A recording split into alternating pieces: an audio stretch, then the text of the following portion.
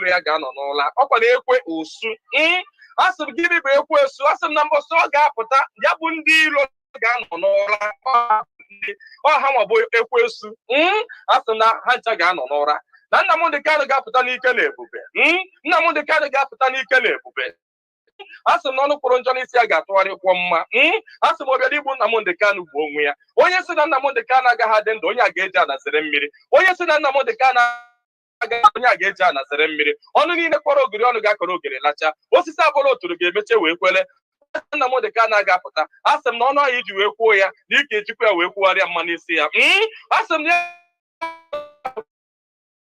ya ga-akpọnwụ osisi ahụ fọrọ Nnamdị Kanụ nkwe asị m ikuku tụtuo gị anya ọbụla fọrọ Nnamdị Kanụ asị m alịrị aka ya n'anya onye fọrọ Nnamdị Kanụ che onwe ya ihe gburu nwa ya gbuo ya maka na ọ bụrụ ya gburu nwa gị Chukwu okike abịa ma asị m na belede nyiri dike belede ka asị m na okirikiri ka a na-agba ukwu ose ọ dadị ukwu ose elu na okirikiri ka ndị iro ga-agba Nnamdị Kanụ mana ha ama mkpata ya aka ọ sị na kirikiri ka ọ na-ekiri odudo enyi otu nkirikiri ka a na-ekiri ya mana ha ama afọ ya anya asị m na-eji anaba isi ije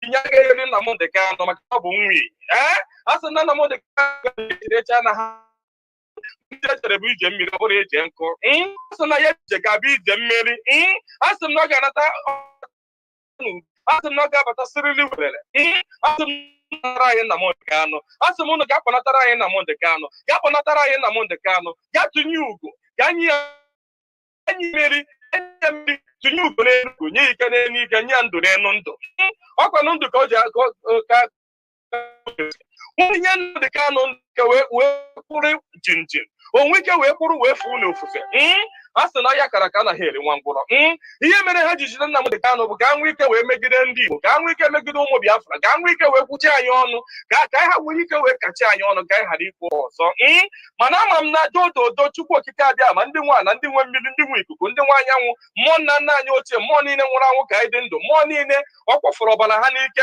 maka ihi Biafra asị m unu binyenu asị m unu dododo na ọkwa na unu bụ ihe nwe ike a ọkwa na unu ga-eji ọgụ mmụọ ọkwa na unu ga-aga buori ahịa ọkwa na unu ga-aga napụta ya maka na ihe ọ tinyere unu n'aka anaghị ele ule asị m dododo igirigi ọgụ mmụọ eze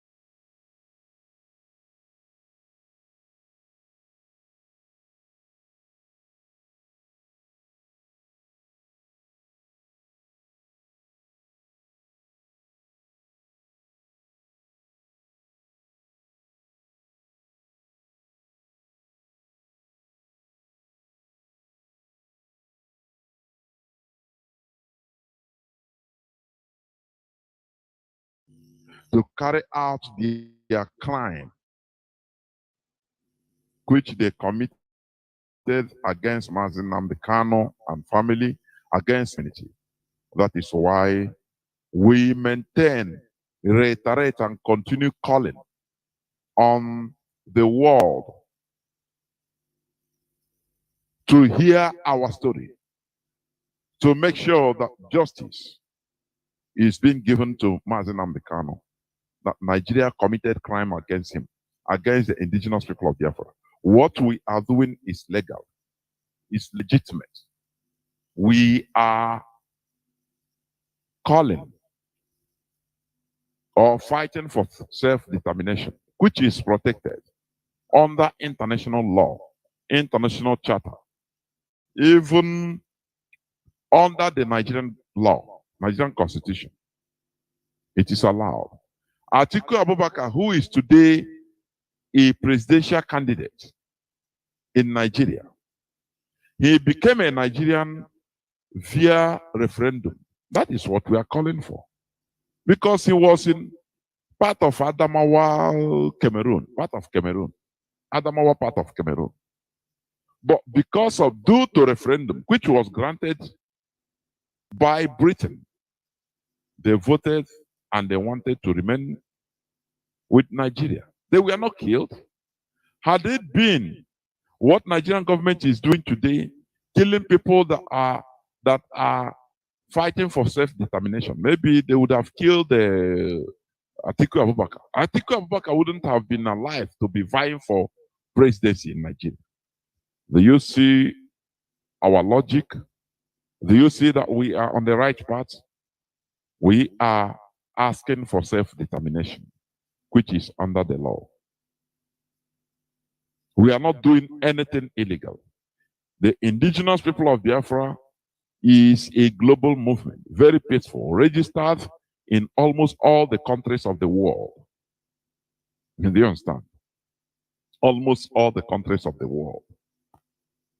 But in Nigeria, because of the contraption called Nigeria, because of the situation Nigeria represents, they proscribed IPOB, but they allowed the Fulani terrorists, Fulani headsmen, Fulani bandits terrorizing everybody in Nigeria, in every part of Nigeria. Make no mistake about it. There is no way tyranny can continue forever. Let me tell you this.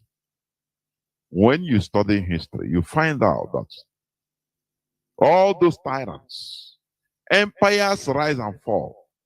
It doesn't matter how long it takes. Empires rise and fall. We saw the Persian Empire. We studied about the Persian Empire, Babylon, Babylonian Empire, which is now relegated to just a museum in Iraq. Almighty Babylon. They were once a very powerful empire. The same thing, Persian Empire. The same thing, you have the Roman Empire. Today, Roman Empire is confined in a just few kilometers square in the Vatican. Roman Empire has fallen. Therefore, when people are playing God on others, they think that it will continue forever. It's impossible. There is no way tyranny, injustice, evil should continue forever. The transatlantic slavery, it continued. The people were benefiting from it. Millions were killed, slaughtered, suffered. People were also benefiting, some people. But it went on for almost 400 years. Finally, it stopped. That is a word The time it was at the apex, many people that time were thinking that there is no way. It is how nature has put it on them that they should continue suffering. But today, there is nothing like transatlantic slavery. The same way the subjugation of Biafrans in Nigeria, it will surely come to an end. The Fulani Caliphate, they understand. They understand the game. That is why they are trying, making sure, in order to use the resources in Biafra land to rebuild their structure, which includes Niger Republic, so that they will have a fallback, because they know that Biafra is going. You know, their Marabu have told them. Their Juju have told them. Their religious seers they have told them. So what you see, Nigeria is just the last game. The caliphate, no. That is why yesterday I say it is a foolish man that doesn't know when Okwa wood has been, sheared in our dialect. Onye iberibe amaghị oge ekere nke ọkwa. It is only some Biafrans, some Southerners, mostly Biafrans, that never still see the handwriting on the wall. The Fulani, they have seen it right from time. You understand? But we must continue creating the awareness, because faith cometh through hearing. We continue talking it. We continue singing it.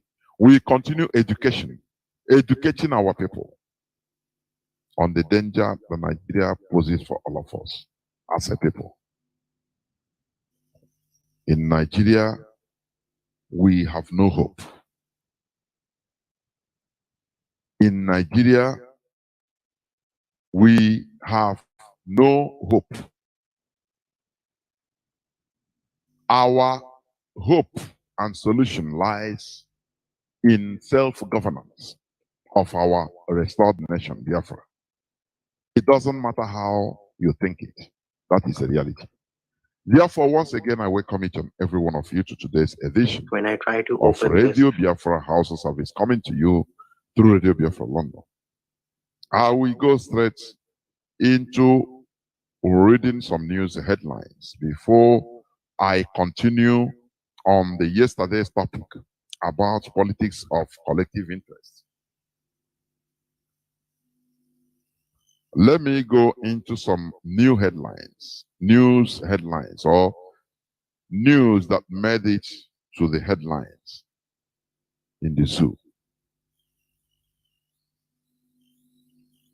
I will start by, Ebony women government tango over disruption of August meeting by Bubago operatives. In our land, they don't want to see one or two people gathering. You understand? Bubago went in Ebony, where we are in August, where we have ceremonies in our land, the meetings. Bubago went there and scared everybody out. That is the reason why we should gather in order to pursue this Ebubago into oblivion. It should be scrapped. They should be dissolved and pursued into oblivion. You understand? We saw that Okebeke, Hope Uzodimma, the Supreme Court Governor of Imo State, the vampire of Imo State, he has selected another killer commander to lead the Bubago in Olo, after Mayor Mozambique was advised to go into hiding and maintain low key. Do you see it? Do you see the politics of selfishness being played by our people? Are you seeing it? To kill our people, whereas other people are protecting their own people. Our Moteku, no matter how you see them, they are there intercepting killer headsmen, intercepting arms and ammunition from the Fulani terrorists. You never hear Amoteku kill Yoruba people. You never hear it. It is only in our land that all these things are happening. Why? Because they infiltrated our land. Our enemies imposed on us since after the war. The caliphate started imposing politicians or political class, political elites, or political rulers. I don't call them leaders, political rulers on us. Ike Nwachukwu, Ike Omar Sanda Nwachukwu. There was a time he was the head of Imo government as a military governor of Imo State. These are the people that fought against us directly. He is a Igbo Fulani. These are the people. You know, there's something very strange I find out in these people, in this Nigeria we are in. This Nigeria they force us to be. You see all these Igbo Fulani, Igbo Hausa, Igbo Northerners. They always fight for the interests of their people, the North.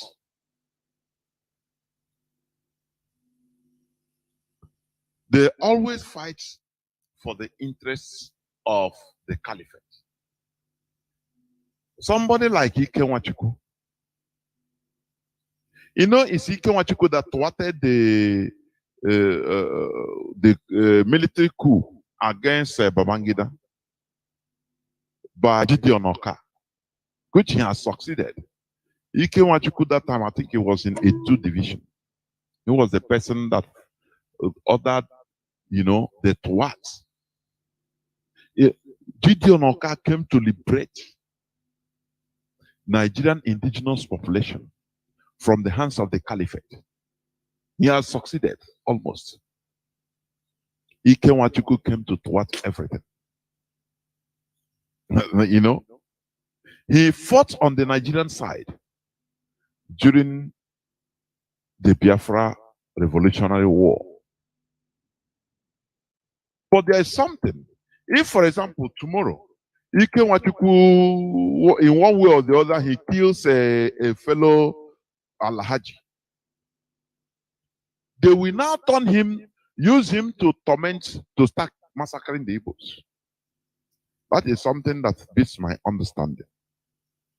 That time they will start calling him Igbo man. Igbo man. He's Igbo man. He is Igbo people. They turn, but he is representing the caliphate.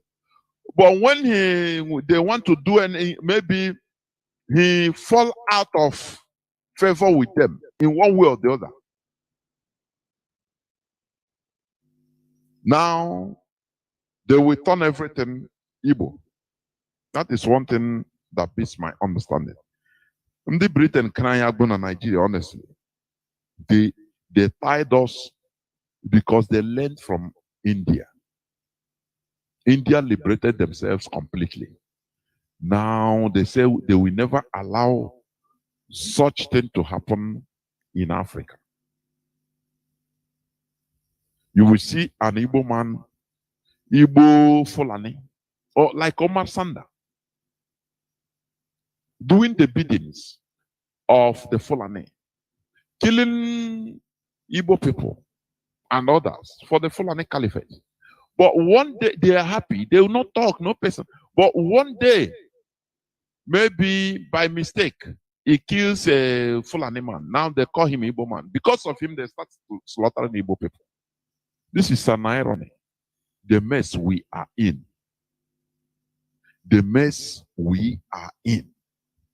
I want people to understand whenever I'm talking here, I used to try to be as profound as I could, so that people listening to me will understand the type of situation, entanglement we are in, so that people will stop playing, joking in this restoration, because we are in a type of mess that you never see in any other part of the world.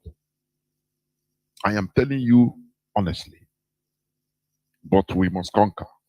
We must continue. Let me go another news headline. Yesterday I said this. Lagos considers public holiday for traditional worshippers. The governor of Lagos State, Sanwo-Olu, he said it. He will consider, I think, 25th of August as a public holiday for traditional worshippers, which is, he is right. All the public holidays in our land, in Nigeria, it is for the foreign religions, either Islam or Christianity, which means we as a people, we are diminished. Indigenous religion doesn't exist. That is what it has even spiritual connotation. I said this yesterday. Sometimes I used to like how the Yorubas, they treat things. They go to the root. Silently, they go to the root. Which do even like a New Yam festival we used to have in our land. Do we have any government or public holiday about it or on it? The answer is no. The whole public holiday, either St. Valentine, St. Christopher Day, is Christianity. Saint this day, Christmas, Easter, Assumption, Resurrection, all is Christianity in our land. The other side is the big festival, Eid Kabir. That is ndị Hausa na-emechi ọnụ, ọha na-akpụkpọ ọnụ, Islam and the foreign religion. Now, where are we as a people? Do you see how we diminish ourselves? This thing has spiritual connotation, which means we don't exist. Chinese, they have their public holiday on their traditional way. You see, Chinese a New Year. It's a very big thing in China. Other countries, the same thing. They take their government public holiday depending on their traditional way of life. It is only us in Africa. In Nigeria, we fight and die defending foreign religions. Where is our own? I applaud Lagos State Governor. I applaud him, honestly, for thinking in this way. How I wish that other people will follow, so that we recognize at least one day, push it, so that officially it will become a public holiday concerning our traditional worship. Let people start thinking, another way. Do you understand? Therefore, we must continue. 2023 election results will be collected manually, INEC. As you are gallivanting about the election, they told you that INEC, that is the institution in Nigeria that is in charge of election, or is it selection they are calling? No, they are calling it election. They say now it will no more. They will not respect the constitution of electronic transfer of results. Now they have to use hand. They have to collect the thing, use hand, manually drive, go and drop it, so that they can be able to cheat. They can be able to switch their written results. They can be able to put on all the thumbprints they have done in their mosques. You understand? And you are gallivanting. There is one one man that one of our brothers used to show. I think he's a chairman candidate, local chairman candidate. He was crying. A grown-up man. He said he on the ground he won. Everything was counted. He won, but he surprised they announcing another thing. He was showing to the social media that look at the result, which everybody testified and I won, that he won. But they announced another thing, reading another paper that he didn't know where they got the paper. And his opponent was declared the winner. So he was crying bitterly because he invested a lot. He borrowed money to, he said it's an investment. And he was crying. Anytime, honestly. This is the situation we have found ourselves. Why we are human beings is this. In order to be able to change our situation, unfavorable situation, that is the reason why we are known as advanced animals. In order to be able to change our situations by ourselves, because we have the brain to do that. We have the energy, the capacity, the capability to do that. That is why we are human beings, advanced animals. But in Nigeria, people continue believing, calling on supernatural force to come and change situations for them. What does it make you look like? It makes you are even insulting God that creates you. It is the white people that are even the real people that are serving God, because they are fulfilling the reason why God creates a human being on earth. Exploit the world. Go and discover. Make discoveries. Change situations. That is it.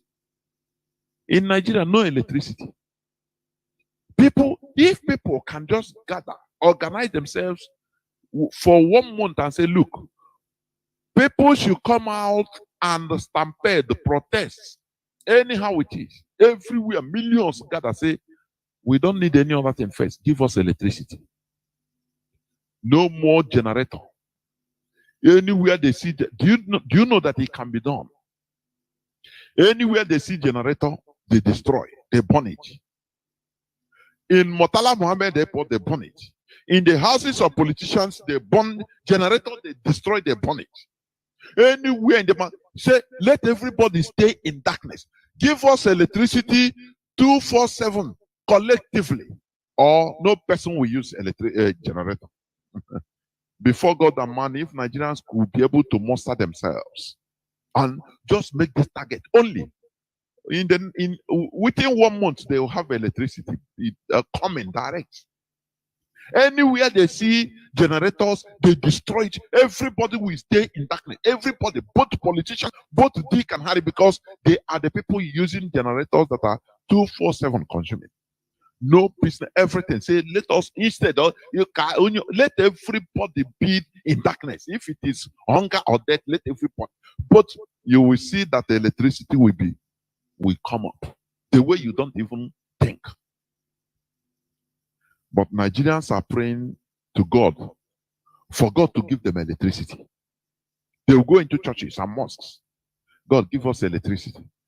It makes God hate you more and more. That is why the country is every day is in a bigger mess. Because you are disturbing God for nothing. You are disturbing God for nothing. You pray for God to give you something you can change, something you can do by yourselves. And you are calling upon God to do it for you. God will be ashamed of all of you. That is why God is ashamed of Nigerians. Do you know that? God is ashamed of Nigerians.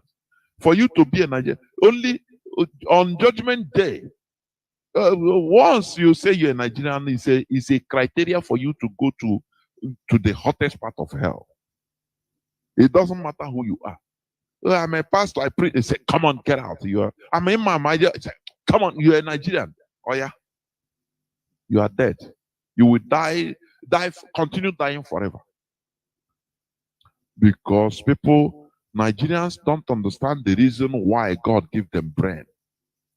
Nigerians don't understand why God made them to be Homo sapiens, advanced human beings. They don't understand that. They thought that the brain is, being human being is just as long as you can feed your stomach and you wear good shirts, that's it, you're a human being. No. You watch, you monkeys can wear good clothes. Does it change their status? The answer is no. Another news headline says Soludo bans movement of cattle on foot in Anambra. That's it. How many times will this ban? Governors ban it, but what is the implementation? The wherewithal of implementation. We can see the governor of Benue State, how he banned and he's implementing. He came and announced how many thousands of cows and herdsmen they have in prison, in Benue prison. That is what leadership is all about. Not talking from both sides of your mouth. Today you talk in order to appease the people as if you can do anything. Tomorrow, at the background, you go and meet the caliphate, say, "No, now forgive me. Oh, this thing I talk now just to find favor in the eyes of my people." There will be no implementation of it's politics now. I'm more qua. Say we understand. Don't worry. Very, very, very, very pathetic indeed. If he can maintain it, it's okay.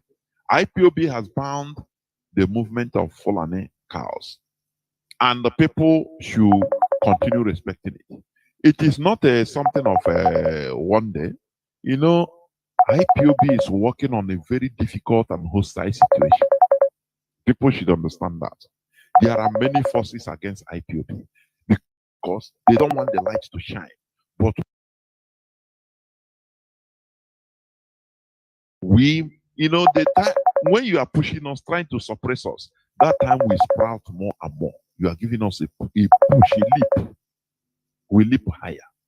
That is it. There is one guy, this news, Tinubu's fake bishop unmasked, seen in Day Market, Abuja Market. It's an Igbo man. He says it's from Agolo in Anambra. Reverend Chika. He said to be a plumber and an indigenous of Agolo in Anambra. That is it. Guns for hire. The problem, where it used to irritate me is this. When they are doing all these things, they think they will go and tell they are happy that they are smart.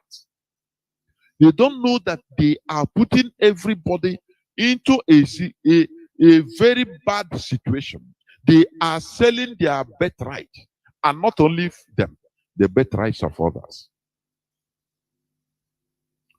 Okpa Abiasika sold his birthright, sold the birthright of every one of us.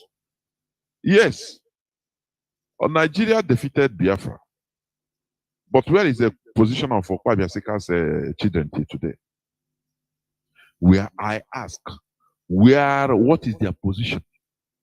For you to know that when you are planning, when you are selling your brother to a stranger, even that stranger don't trust you because you know that you're a bad person. With the whole thing, Mr. Okpa Abiasika, whoa, they call him. What? The whole thing he gallivanted and talked. They sent him on missions outside, in the United Nations, in America, in Europe, everywhere, to campaign against Biafra. And he worked hard for it. Today, what is the reward to his generation? That is the question you should ask yourself. What is the reward to his generation? Nigeria defeated Biafra, yes.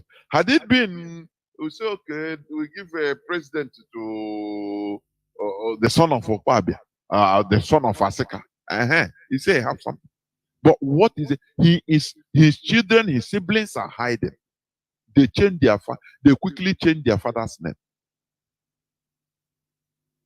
The same with Ifajo.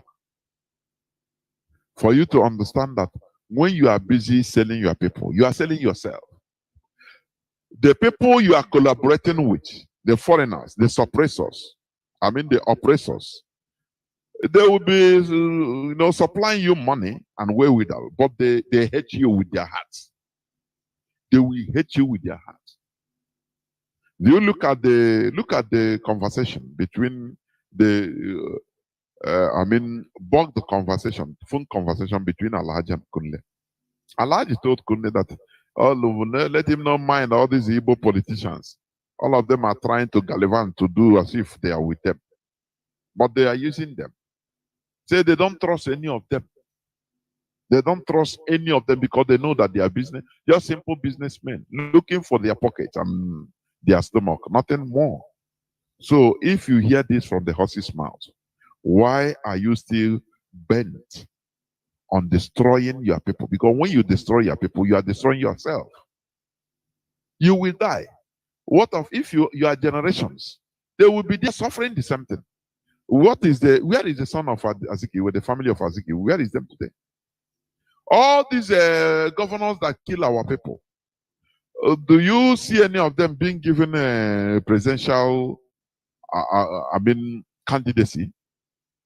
Is Ebony governor, Devo Mahi.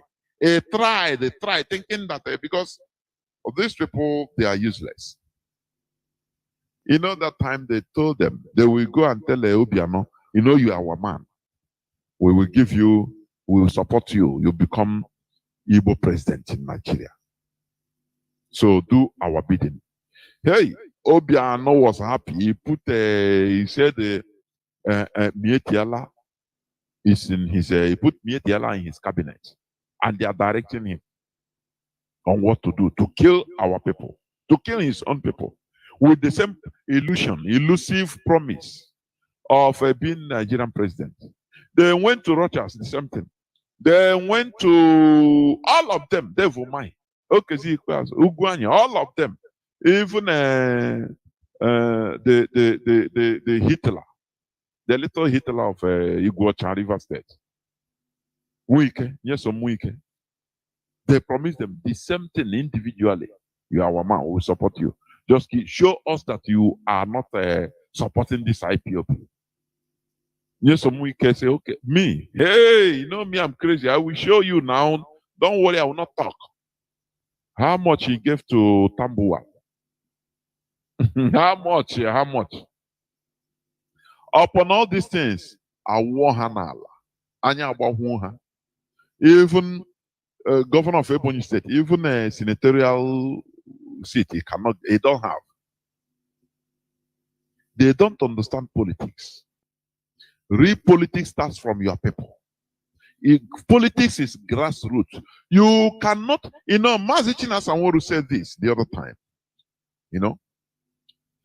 There is no way you can be a political leader of foreigners. It's impossible in Nigeria. No matter what Rochas Okorocha built in Plateau, in Nasarawa, so he want to, he built many things in order to make sure that, they take him as their leader. They tied turban in his head, around his head. But they didn't make them, tomorrow they'll become, he's a governor of Plateau State. It's impossible. Or governor of Nasarawa. It's impossible. They will call you, all those things you do, they will say you're a philanthropist. Finish. That is the only way they qualify you. When it comes to political leadership, they go and pick their own. That is what our people don't understand. You must start from the grassroots. From the grassroots, genuinely. So that, it is the grassroots, that place you come from, that will give you the initial push, the initial energy, the tap roots that you need in order to grow up. when you plant a corn, the corn will first of all go downwards, form roots. The corn will first of all form roots before coming up to, to be visible, to have leaf. Do you understand? That is what the politics people like the caliphate, they are doing. Ahmadu Bello that started with a northernization agenda. Didn't he get it all? Other Igbo politicians were there. Nigeria, Nigeria, work on there. In Britain, we are laughing at them. Ahmad Bello started saying, I will defend my people. It doesn't matter what it takes. I will openly, I'm not hiding it. I'm a northerner. I'm a fallen man. I have to defend it. I will defend my people. That is where the British, they remarked him, they say, look, this person, he has what it takes. Forget about all these people that wants to be the king of empires that they didn't build. We must continue. The fake bishop was paraded in Abuja market. The time he was collecting whether 30 or 100,000 naira, he never knew.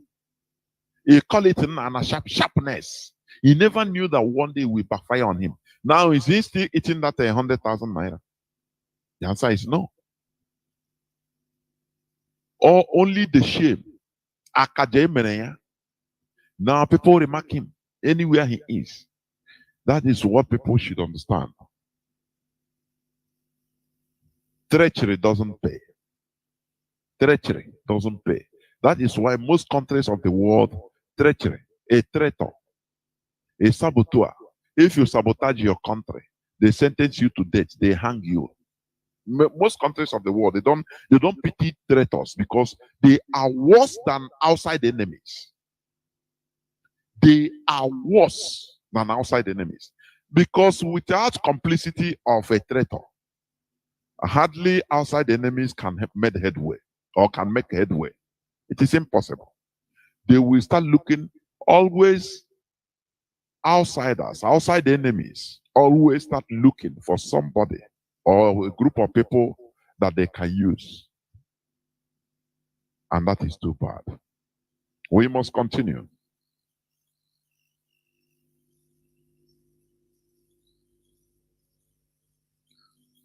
Let me go on this.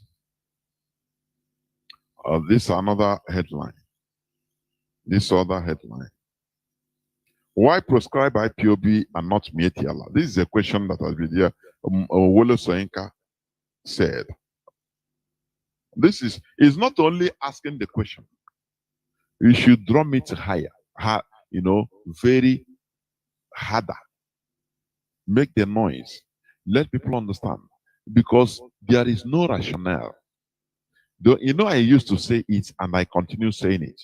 The Fulani Caliphate is destroying every other indigenous population in Nigeria. The most potent weapon they are using is the hatred of Biafrans, hatred of Igbo people. That is the most potent weapon they are using.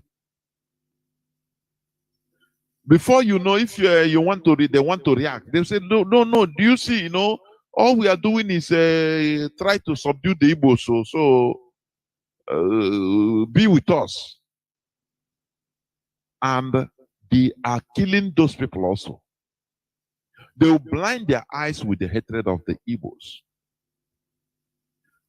You see Fulani headsmen, Fulani, one tiny tribe, killing people everywhere in Nigeria. Kidnapping for ransom. Every indigenous, no people are not suffering this. They are all over Nigeria committing atrocities.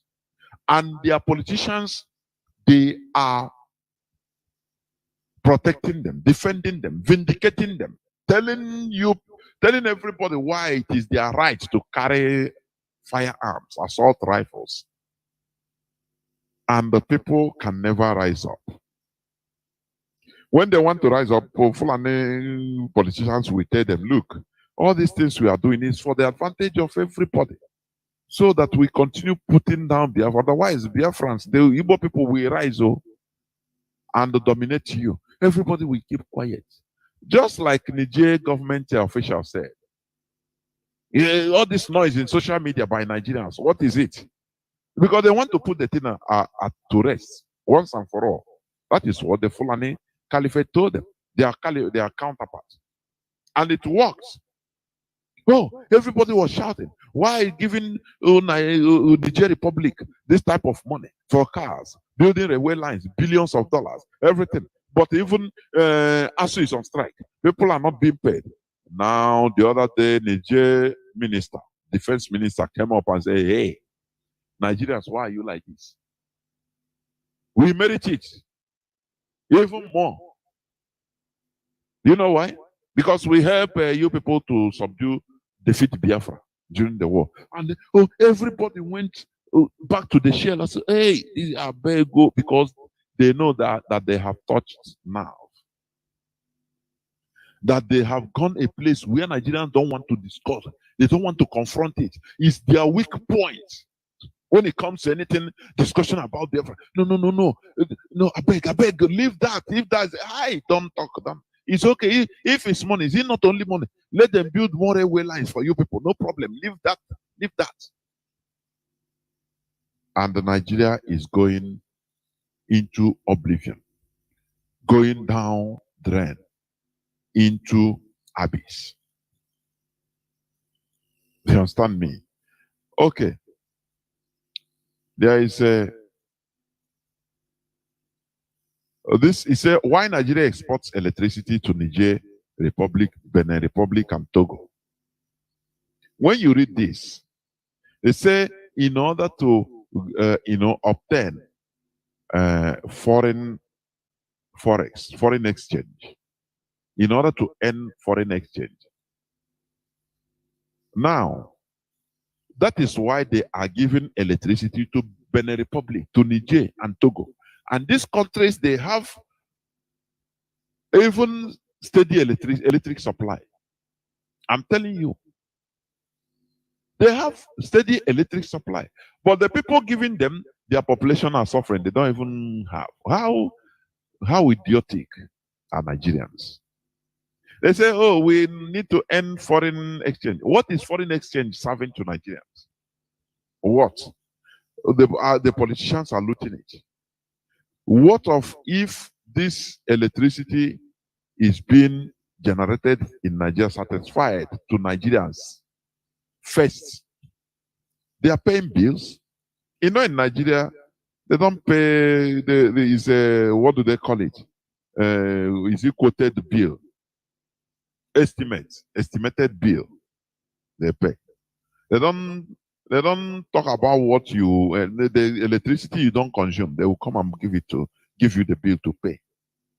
It's very, very pathetic, honestly speaking. Imagine even if electricity is costly, but it's there 24/7, people will pay. They will be happy to pay. Do you understand? They will be happy to pay. But in this case, no way. Instead, they prefer to give the service, to send the electricity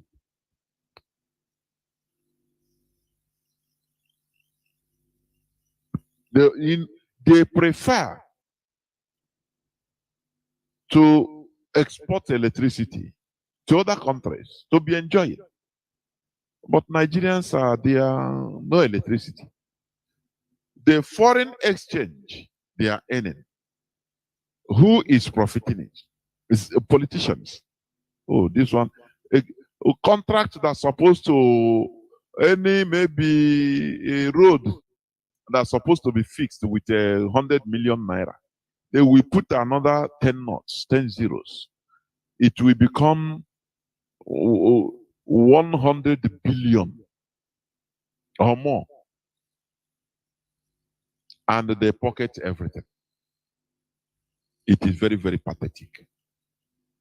You know, there is this news also of a former Malaysian prime minister, ex-Malaysian prime minister. He's sent to jail, 12 years jail, for corruption. He was a former prime minister, equivalent of the president. Do you understand? You know, he was found guilty on 7 counts, centered on a total sum of 42 million ringgit. That is $9.4 million. Now, $9.4 million. Okay. It's a chicken change to Nigerian politicians. This is chicken change.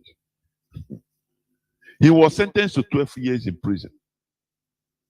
And he was, together with that sentence, he was ordered to pay a fine of $46 million. $46.8 million. Do you see where law works? They give you they give you harsh punishment because they know that that money you stole, you killed many people. Public property, public fund.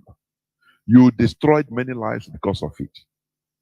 Now, he stole $9.4 million, but they sentenced him 12 years imprisonment plus to pay back $46.8 million.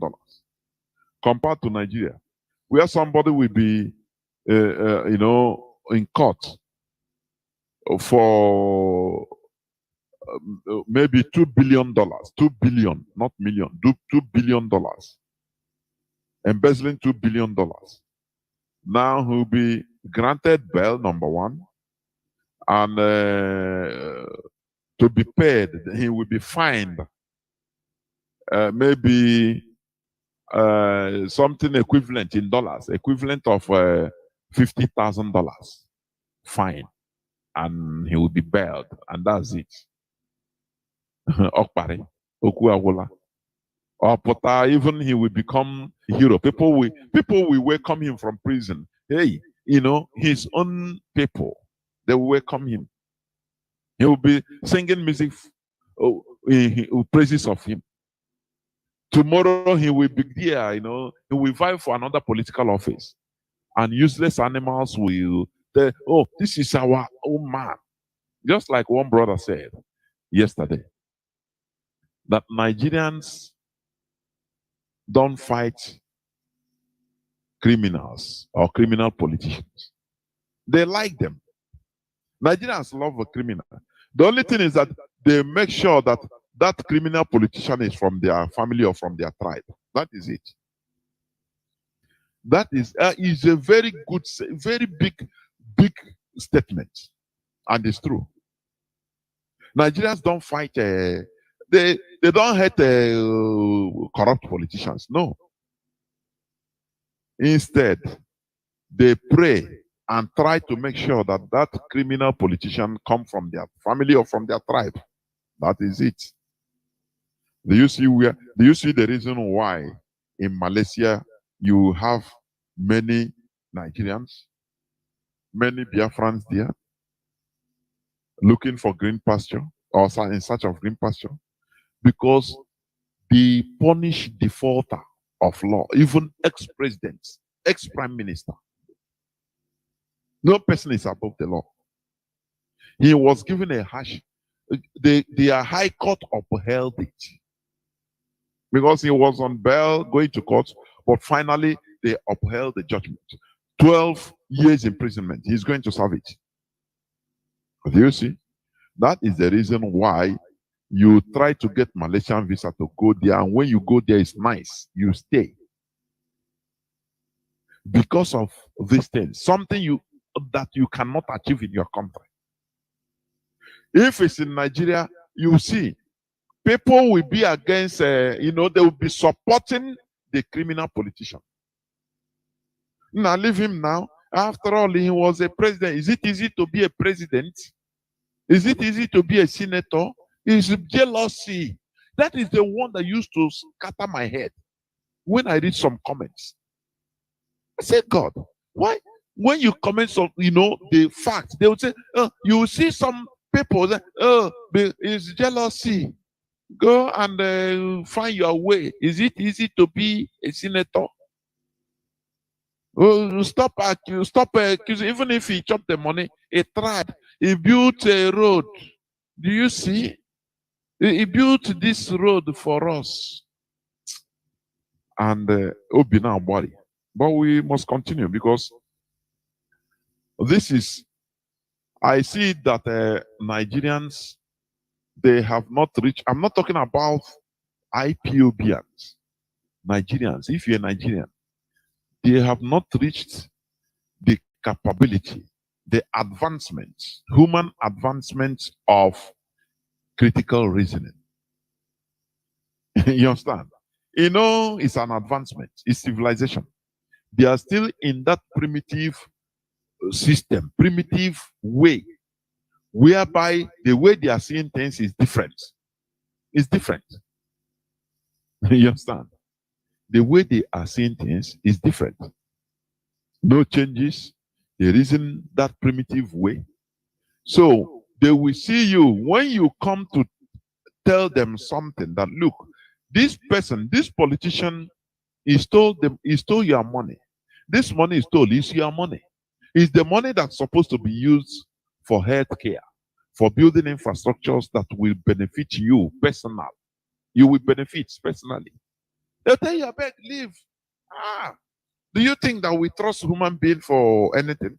Now God we trust. Leave that man, now his luck. You go there, wait in Nigeria now, you go, you steal. So leave him. After all, other people don't, they still leave him. He's from my community, so leave him. It's jealousy. Nine they worry you. It's jealousy. Okay, you want to better, you want to condemn everybody now. In a jealousy, they worry, in a poverty. Go and make money. And you are looking people. You are looking people. You are looking them. Okay. Another news, how Nigeria government shut down over 11,500 schools in 2 years over insecurity by a civic group. Nigeria government shut down over 11,500 schools in 2 years over insecurity. Do you see the Boko Haram fight is in another dimension? I said it yesterday. Boko Haram fight, Boko Haram terrorist war against everybody to stop schooling. The same way they are Talibans. We are imposing their system that everybody, people should stop going, attending Western education. Now, let me ask you, because this is where people never think about. How many Islamic schools have been closed because of insecurity? Can somebody make researches and after? No. Because there are things we don't think about. What they are closing is Western schools, where you learn physics, chemistry. And do you know what? Britain love this because they want everybody to be zombie so that they will be stealing. You cannot have the wherewithal to question them. How many Islamic schools have been closed? That is a question I put up to the public. Go and make your researches. Islamic schools, they are progressing because what they are against is Western education, not Islamic education. So that you start going to read the Quran, being al-Majiri, that is the only thing that they want. Stay, being anything that happened, if Ganduje steal money as a governor, Gandola, he will come and tell you, no, it's God that put me here. So any person that is saying I steal money is a child of haram. It's evil. So you don't need to say that. You don't need to talk against your rulers. Remember our Quran say he will quote our Quran. And you, as you study our Quran, you will say, yes, it's true. You tell you don't sin against God though, by calling your ruler a corrupt person. So bear it. So that Allah will be with all of us. Allah will help us to build a very nice city And everybody, that is what they want you are now pushing. Have you heard about the closing the Islamic schools? There are many Islamic schools in Nigeria, in the north, in Abuja. They are not closed. What they are closing is Western schools. You understand? Where they learn Arabic, how to pray. They don't. They even encourage everybody to be, to be going that type of school. The same way, what they can give to us now is a translation of a Quran in Igbo language. Don't you see that there is something amiss? We are shouting, we don't have factories in our land. What they sponsor is to the translation of Quran. Unso Quran.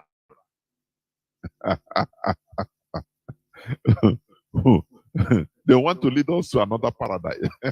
They want to show us the way to another paradise. Maybe the Christian paradise have a rotten. That is so now in the Islamic paradise we'll be heading to India Oburu Kabara.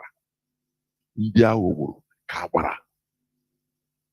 All is conquest, nothing more.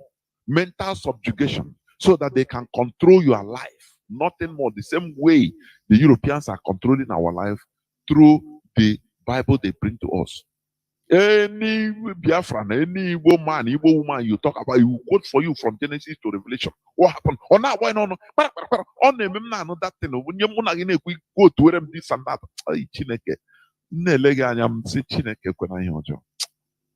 I'm sorry, but you're ignorant. I'm sorry, because this is the way they program you to be. This is what they want us to, they program us to be. Had it been you are quoting for me how, electrolysis, how chromosome, this and that, something that is practical, that can be beneficial to us as human beings in this world. We should be listening. But they hid everything. They hide what, now they are going into space, sending vehicles to space in order to harness rare elements, materials that you cannot find in this world, or that is little quantity in this world. They are now finding another way to be taking them from space. They will not tell you the secret of how to go to space, build vehicles to space, but they tell you, send you books you will read, and after you become a mumu man, so that you'll be aspiring to fly to heaven when you die. By that time, once you die, there is no more coming back. The regret you'll be having, saying, nah, so these people, they deceived me, that time is too late. All of you go to heaven, divorce. Now with Islamic heaven, they want to provide for us in Igbo land. The burden we carry, they want to add more. It's not, I'm not going to talk about it today. Now, last but not the least, on the headline, Zamfara government wants to grant one Fulani terrorist amnesty. His name is the bandits leader that drinks blood, Mohammed Bello, aka Bello Tuji.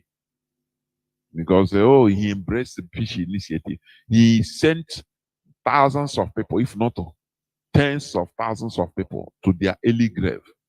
And he took over many communities, destroyed the properties. Today, Zamfara governor is trying to give him amnesty. Do you see the mess we are in? We are in a complete mess. But let me compare it to the way they slaughtered this Benue man. They call, what is the name? Ghana. The man surrendered to them because he's an indigenous person fighting the Fulani terrorists. Now he surrendered according to the advice of Governor Otto. But the Fulani military met him, he surrendered himself to them, and they slaughtered him.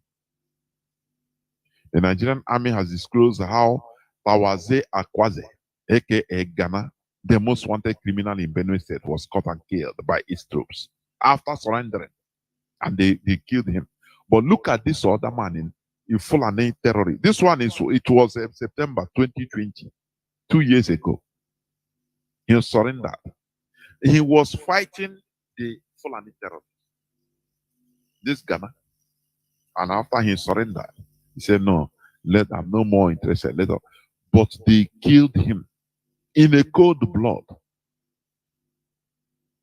But this Zamfara state governor, he wants to grant amnesty to a terrorist killer. Don't you see that? Don't you see what we are suffering in Nigeria? That we need to get out of Nigeria even since yesterday. Don't you see that? There's something, we are in a very big mess, entanglement that we should fight hard to remove ourselves from. That is the situation. The Zamfara state government has on Sunday in a statement noted that the notorious bandits leader had repented and embraced peace after years of kidnapping, rape, stealing, and killing innocent citizens. Do you see it? Impunity. Fulani, they instigated impunity because it is their people, because they are fighting together. The politicians, the political class are, I say they have different tentacles. The political class are doing their own. They are moving, is a war group. They are moving, as a people. The same cause. Their politicians are defending them, doing their thing, closing schools now, destroying Western education. ASU, they want to proscribe ASU. They are destroying Western education. The same thing Boko Haram is fighting against. It's fighting to destroy schools physically. So now they saw that it is no more. The politicians tell them, look, we can give you amnesty, stop. The time of guns and bullets to this, and now the eyes of the world is on us. But we will do what we are doing. We will continue the fight in a softer manner, with political, system, because we have power. So leave it. And they immediately issued statements in many states in the north and Abuja. That there is security threat. So every school should go. Western schools should go. Children should be on vacation. Immediately. In different states in the north, including Abuja, the capital territory. And Nigerians didn't see the handwriting on the wall. That the Nigerian government is Boko Haram. Boko Haram is Nigerian government. Now the Zamfara governor is granting the notorious terrorists amnesty after destroying lives. Lives they cannot bring out. Do you see, when people they tell them, look, watch Biafra. You want Biafra to go, leave them. Leave this, we are training these people, we grant them amnesty so that Biafra will remain. And Nigerians will keep quiet. Once they hear you want Biafra to go, everybody will be shivering. Because of the fear and hatred of Biafra, Nigeria will be destroyed, and it's been destroyed. That is the reality. I will continue the topic of my submission from yesterday, which is politics of collective interest. Politics of collective interest. As I said, politics is the way that people living in groups make decisions. The way they make decisions. But the worst part of it is in Africa. Africans in general are not playing their politics. They are being influenced because they lack the capacity, the power. They are being influenced. That is why they are not playing the politics of their collective interests, of their people. That is why Africa is lagging behind in general. Do you understand? That is why, let me play this this thing I played before, please.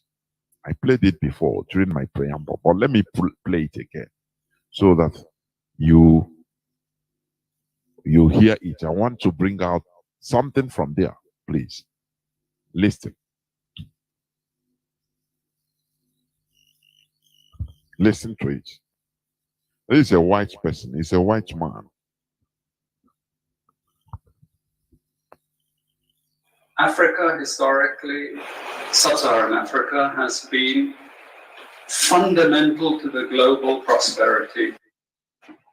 Africa, historically, sub-Saharan Africa, has been fundamental to the global prosperity of the advanced countries. Okay? And Africa had a role to play. It has a role as a raw material producer. We will not allow...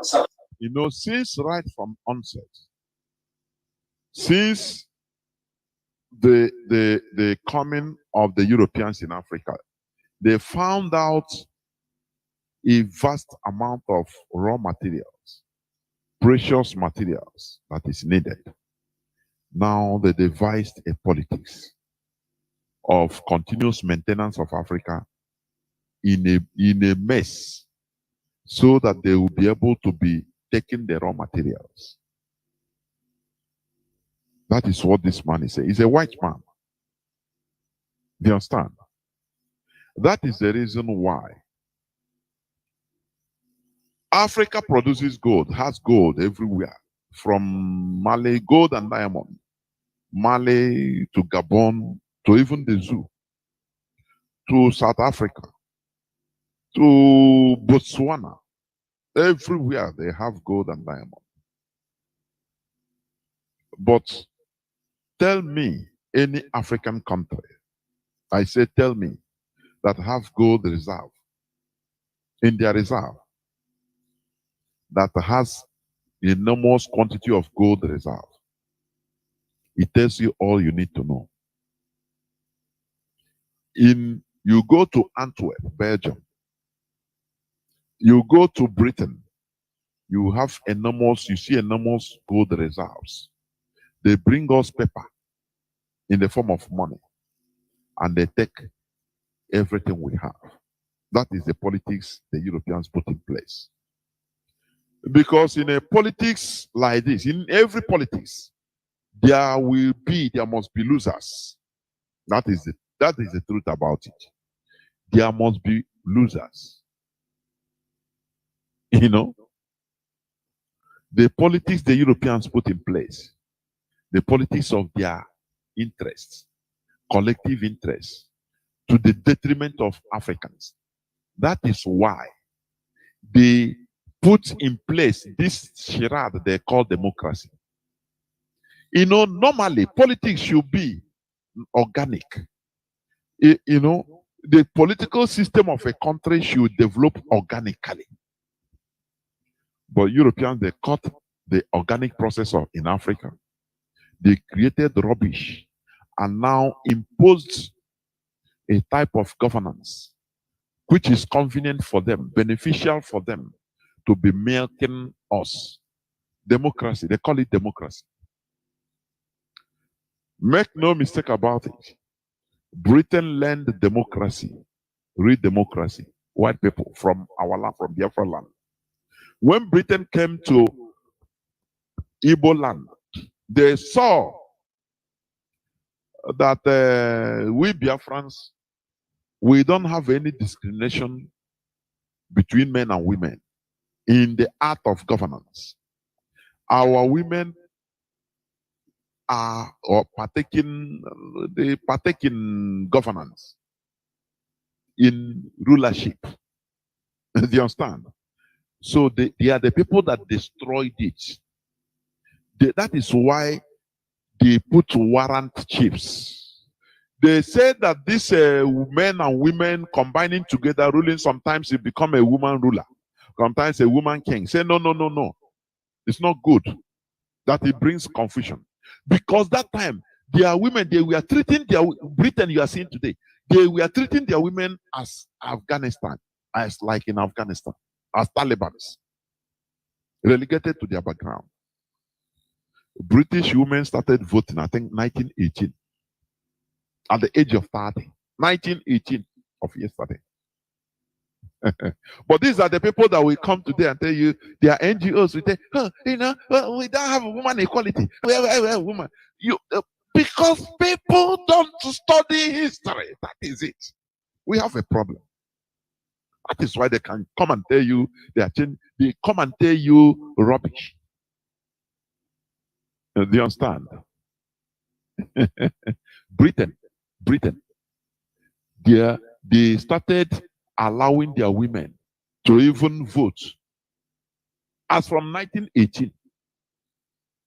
Later, I think 1930s, now they start allowing their women to at least vie for office. And that 1918, people to vote, you have to be a woman. As a woman, you have to be up to 30 years. 30. 30. You understand? So these are the people that come now, they put a political situation for us, teaching us democracy. Sometimes if I look at this world, I laugh. First will be the last and last will be the first. They are now teaching us how to respect women. Oh, women equality. And they saw all this in our land, they destroyed it. That is one of the reasons they had what they call about women riot, which is about women protests. They killed many of our ladies, our women, our wives, as of that time, our women. Have somebody asked the British, you are shouting of democracy, but you killed our women. More than 50 something of our women. People are dying now, lack of perishing because of lack of knowledge, ignorance. Continue listening. That had a role to play. It has a role as a raw material producer. We will not allow Sub-Saharan Africa to escape that. Okay, we do everything to keep Sub-Saharan Africa where it is, also impoverished. It's absolutely vital for the prosperity of everyone. How do you think that they keep Sub-Saharan Africa impoverished? How? They are no more here directly. I mean Europeans. How? Is it not this through this electioneering? This their so-called democracy. They pick any person that is their pet. Before you become a president, you must go to Europe as a black African. You must go to France or Britain or Spain or Portugal in order to give account of what you have to do when you enter office. They will check you, measure you, put you in their secret court, agenda, so that you will not say, oh, job, you will not escape. Now they will use their media. They will use their media in order to promote you, the highest bidder. Do you think that you can develop Africa through this democracy, so-called democracy? This is not a democracy; it's a charade. Every 4 years or 5 years, you remove somebody, put another person. Just the same thing. What are they? Nothing. This only this through this, because they have the leadership. They have the political system in their hand. They hold everybody hostage. Africa never charted their own way of ruling themselves. They never charted their own way. The same way Arabs. Let me tell you. You see, like Saudi Arabia, America tried to go, is an American ally. But there are things they don't dare put mouth. They say it's their way of life. Don't go there. They charted their way naturally. UAE, United Arab Emirates, is not a democracy, but they organize their unique system of governance, and it is working for them. America Europe cannot start giving them lecture on democracy. No, they tell them, to hell with you. We are progressing in our own peculiar way. This is our politics. This is who we are. This is how we want to run our lives. You don't need to come and teach us. But in Africa, mostly in West Africa, in Nigeria, because the system, they have house niggers, the Fulani, the Caliphate. So, you know, that when you see a Caliphate member, a Caliphate politician, every time you quote, you say, this is a democracy. Onatoya is laughing. Democracy put in place by Britain, where census was falsified. It puts the caliphate into perpetual control of Nigeria. Because they will tell you democracy is the highest number, it's a game of number. That is always what you hear from them. But Harold Smith told everybody that, look, this population of the north, that he went to the north, he didn't see anybody. He saw only vast land, but no population. But they will tell you always in Nigeria, oh, the population of the north. Now you ask the Sahel, Niger Republic, how many are they in population? How many are they? That is a question. You understand? If Sahel has plenty people, more than Niger has a population of 24 million in 2020. 24 million, the vast land of Niger. Just check all the Sahel, their population. They have very little people. Mauritania, you see, that have vast land. They have, I think, 4 million people only. But it's only in Nigeria you see things are not natural. They tell you that the desert region is more conducive. Where they have population more than a very favorable rainforest region, that life is easier. And the Nigerians accept. It is the politics of Britain. They falsified all these things, change nature. And, you know, idiots continue believing, walking towards that. And you say, oh, we are going to progress. Don't worry, it is challenges in Nigeria. We are going to progress. Vote another person. Vote. Look at how they put Tinubu and Shetima. They know that Tinubu, if, for example, let's assume that the 2023 election was Tinubu win, it will not stay up to 1 year. They will kill him off. That is why they ready the Shetima to be there waiting. They made him ready, waiting to take over power. Even before Tinubu breathed his last last breath, before he died, now to go that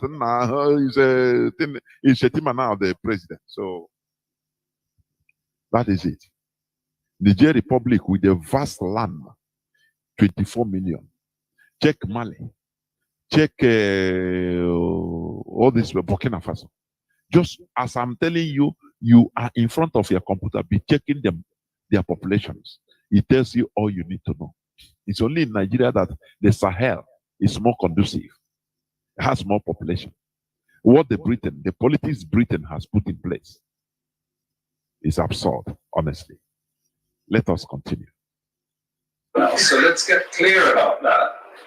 Okay, and this means all the economic structures, all the global institutions, and the economics we teach everyone is all designed to keep Africa exactly where it is. And whether it is Europe or US or now China, it's always the same.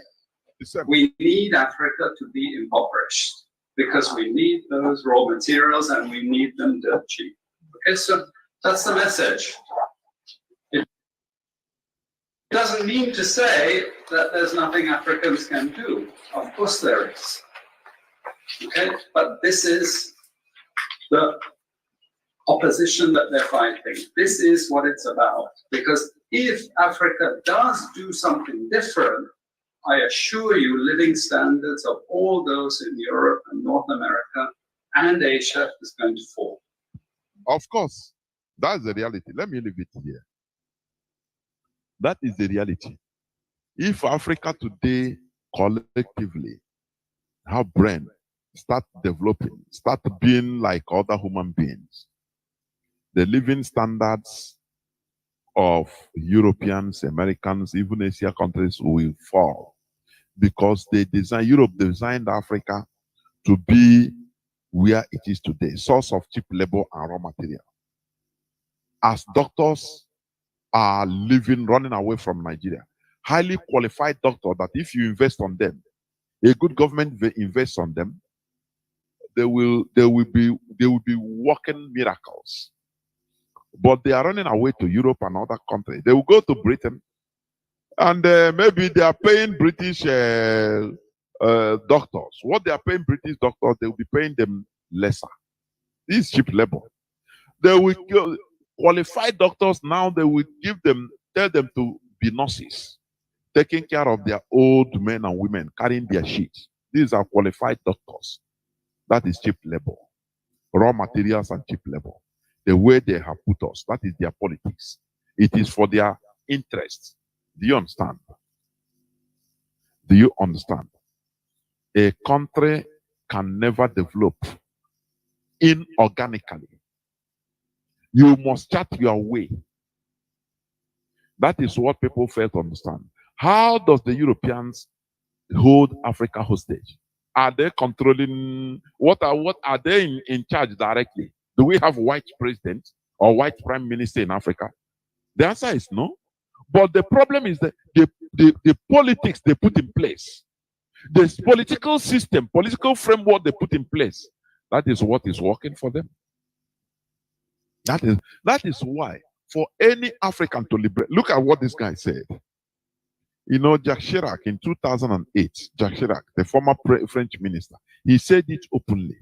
He said without African countries, that they would have been like any other quagmire. France wouldn't have been developed, wouldn't have been living well without African countries. He said, you know, sometimes white people they open up so that you understand, because sometimes they talk so that the spirit will listen to them. Know that you understand? Jacques Chirac said it. Go and Google it. 2008, he said it. But what happened? Till today, the same thing. They put political systems in place to their collective interests at our own detriment. That is why any country in Africa that wants to develop must first of all find their own way, like Paul Kagame is doing in Rwanda. They call him a dictator. They call him this and that.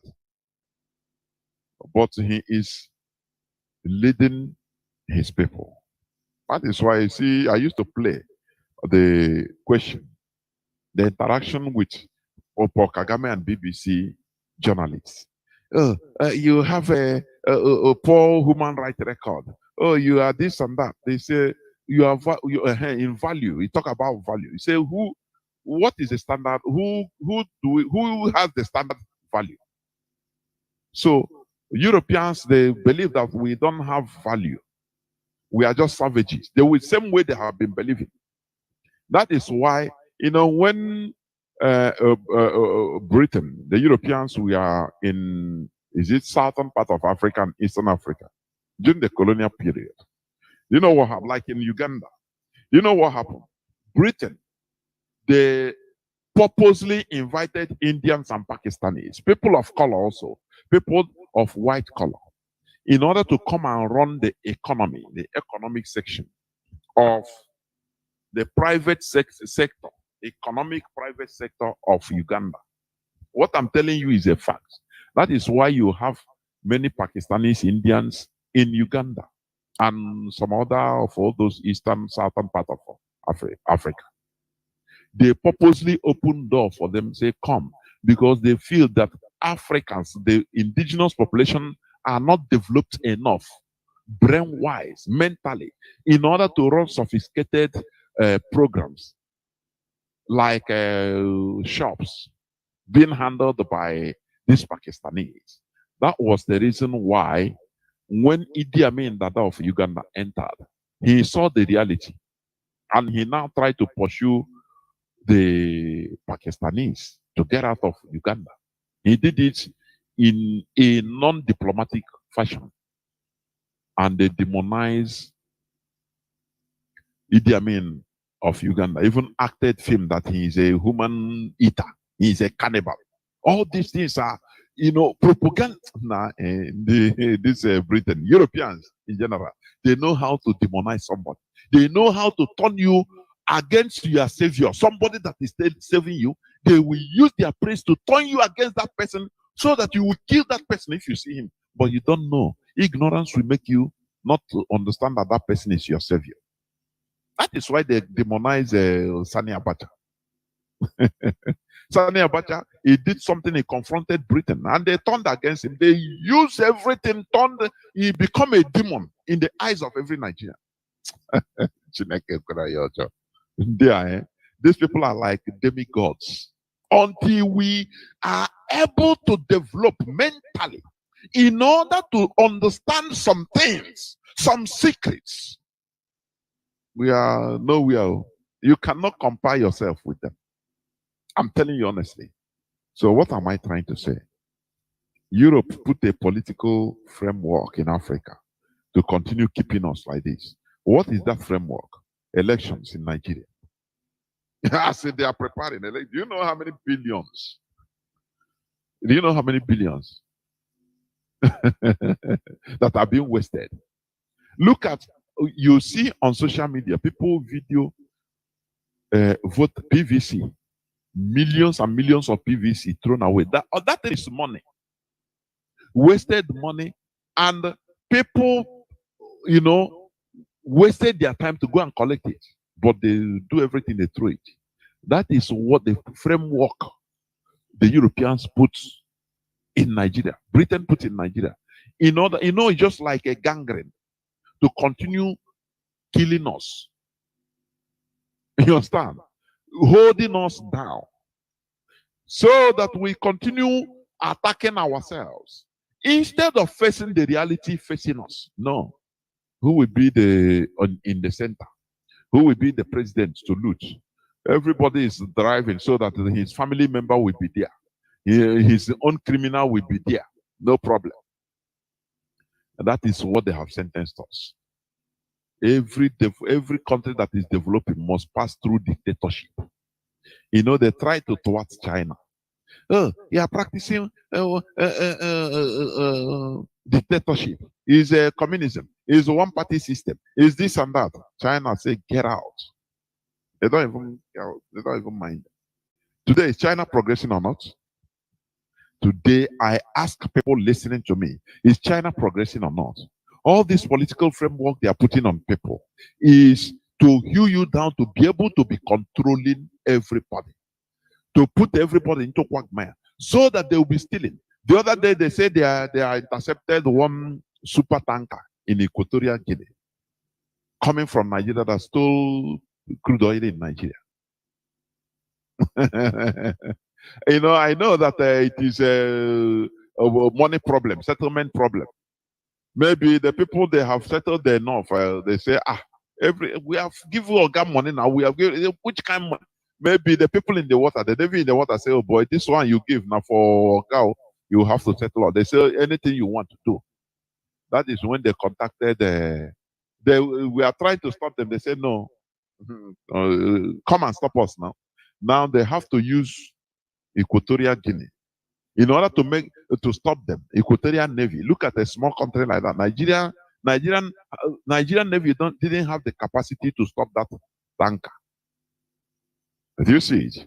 Now they have to inform the Equatorial Guinea. Say you people must spend must spend this money. And by now, maybe everything is settled. They have paid. They have called the phone. So this Bello we call, Gambari we call. Say, oh boy, leave these people. They have settled. Let them go. They stole millions of barrels of crude oil, and that is happening every day. If we are in control of our political system, do you think that Europe, do you think that Britain will be stealing this oil? It's impossible. I saw today Olaf Scholz of Germany. German president, chancellor. He traveled to Canada in order to scavenge. They are scavenging for gas, liquefied gas, hydrogen, all these things. Because they are in desperate need, because of they are winning themselves from Russia oil, because of the desperate situation. And Trudeau, the Canadian Prime Minister, told them that look, we will try our best, but we don't think that All this thing will be done in this short time. Do you see it? That is doing business in an equal way, in mutual respect. You take your money, you go and ask, go to supermarket and you see price, you buy. You are happy. The person that said to you is happy. Not to go to steal, as Britain is doing in our land. Do you see why they put all these politics? In order to continue weighing us down so that we continue suffering. So that you die to get visa for visa, UK visa. And when you reach there, as a highly qualified professional, they turn you into carrying sheet of old men and women. And you have no option. They will tell you if you don't want to do you, they will expel you from UK. Say, get out, go to your country. Do you see what we are suffering? That is the reality. We need to do something as an equal human being we call ourselves. We need to do something to change this status quo. And that is what we are doing. That is why Biafra, we are fighting to restore a country that we run our unique system of governance that will surprise the Europeans. They will not even understand the system because it is unique to us. You understand? Where every nation, every clan in Biafra land, we make law with their language so that lawyers will not be deceiving people, lying to people in court using Italian, or mixing Italian language with the ab initio, Greek with the English. People don't understand it, but they clap. No, you speak your language. You speak the language, your traditional language, so that even old men and women, they understand the language more than you. You cannot cheat anybody. You cannot lie to anybody. Everybody will detect that you are lying. Not using all this rubbish, they brought to us. That is the reality. So, let me continue. Remember, I am talking about politics of collective interest. Politics, as I have said, is the way that people living in groups make decisions. People living in groups make decisions. Politics is about making agreement between people so that they can live together in groups such as tribes, cities, or countries. Politics of overall collective interest is never achievable in Nigeria because of the opposing differences in values and ways of life. There will never be any overall collective interest, politics of collective interest in Nigeria. Our leader said, revolution, like people calling for revolution now, that is bunkum. These are ignorant people that are just trying to play, joke, revolution now. Who are you calling for revolution? People that will come out and they will start, if they start anything, they will now turn it into tribe that, it's Igbos that are destroying Yoruba property. Our leaders say it should be spontaneous but regional revolution, where each tribe, each region go and deal with their own politicians. That is how it should be successful in Nigeria. Spontaneous but regional revolution. But when you say, you want to save Nigeria, it's in a way in Nigeria that you are a liar. Look at NSAS. The Northern youth, they were supporting the SARS. They come, it became a pro and against. Why mostly the Southern youths were rising up? The Northern youths were there. Their politicians use religion to say, hey, these are Nyami, they want to rise up against them. They don't even understand what it means to revolutionize. Now they start destroying Igbo properties. These are the people that you want us to continue, the situation people want us to continue being. Nigeria is never a nation, neither a country. It is simply a contraption. For your information, a contraption is just a machine, device, or system that is badly made or unsafe, that could fall apart at any point in time. A machine, machine, device, or system that is made that is unsafe. It can just fall apart at any time. That is Nigeria. That is what a contraption is. So that when you hear us speaking contraption all the time, what I mean, please, It's just something that is put together, that is unsafe. It can fall apart, so only can maybe at any time. So it's not safe for use. You understand? Nigeria is a conglomerate of amalgamated nations with divergent and highly opposing values. Therefore, there will never be a common collective national interest. It is impossible because some are pursuing going to east, others are going to west. Therefore, it is impossible to have a collective national interest. It's impossible. It will continue to always be sectional and frictional. Why the Fulani Caliphate is playing their politics of Fulani collective interests of conquest and domination over others using the illusion of Nigeria. Our people continue playing this stomach politics, politics of selfish interest, to the detriment of our collectivity as a people. As I said yesterday also, Ojo Carlos boasting of bombing our forests is a typical example of this self-destructive politics by these Efulefus. Why Nasi El-Rufai, Lai Mohammed, Ganduje, Bala Mohammed, and other Fulani political elites are busy protecting their own terrorist killers, which they are using as foot soldiers. Ojo Zokalo, Okebeke, which is a Sarkin Fulani of Imo State, the Supreme Governor, the Supreme Court Governor of Imo State, and other politicians of Biafra extractions are happy to call for the killing of their own people that are making legitimate demands. You know, this politics of collective interest, it is not easy. You know, it needs an enlightened mindset to make organization, to sacrifice, to understand the importance of collectivity. I don't know whether people understand what I mean. Mazi Nnamdi Kanu is an enlightened one. He's an enlightened brain. Call it Illuminati, anything you want, call it. He knows the secret of collectivity. That is why he was able to fight tooth and nail to establish Radio Biafra, which he will use in order to organize and unify all of us into one family. He even slept in his car, outside, in a cold. Do you understand? So, you know, for some people, when they see somebody doing this type of thing, they will call him a mumu, a mugu. Now you are fighting. That is why even that is what some people take some of us. Many of us that are genuinely in this struggle. So, boy, how much are they paying you? Because they always quantify everything with money, personal gain. What you get now.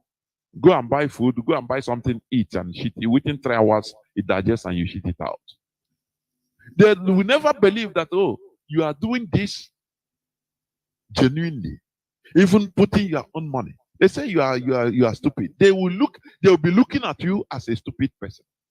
Because they don't understand, their brains are not advanced enough, developed enough to understand the importance of collectivity.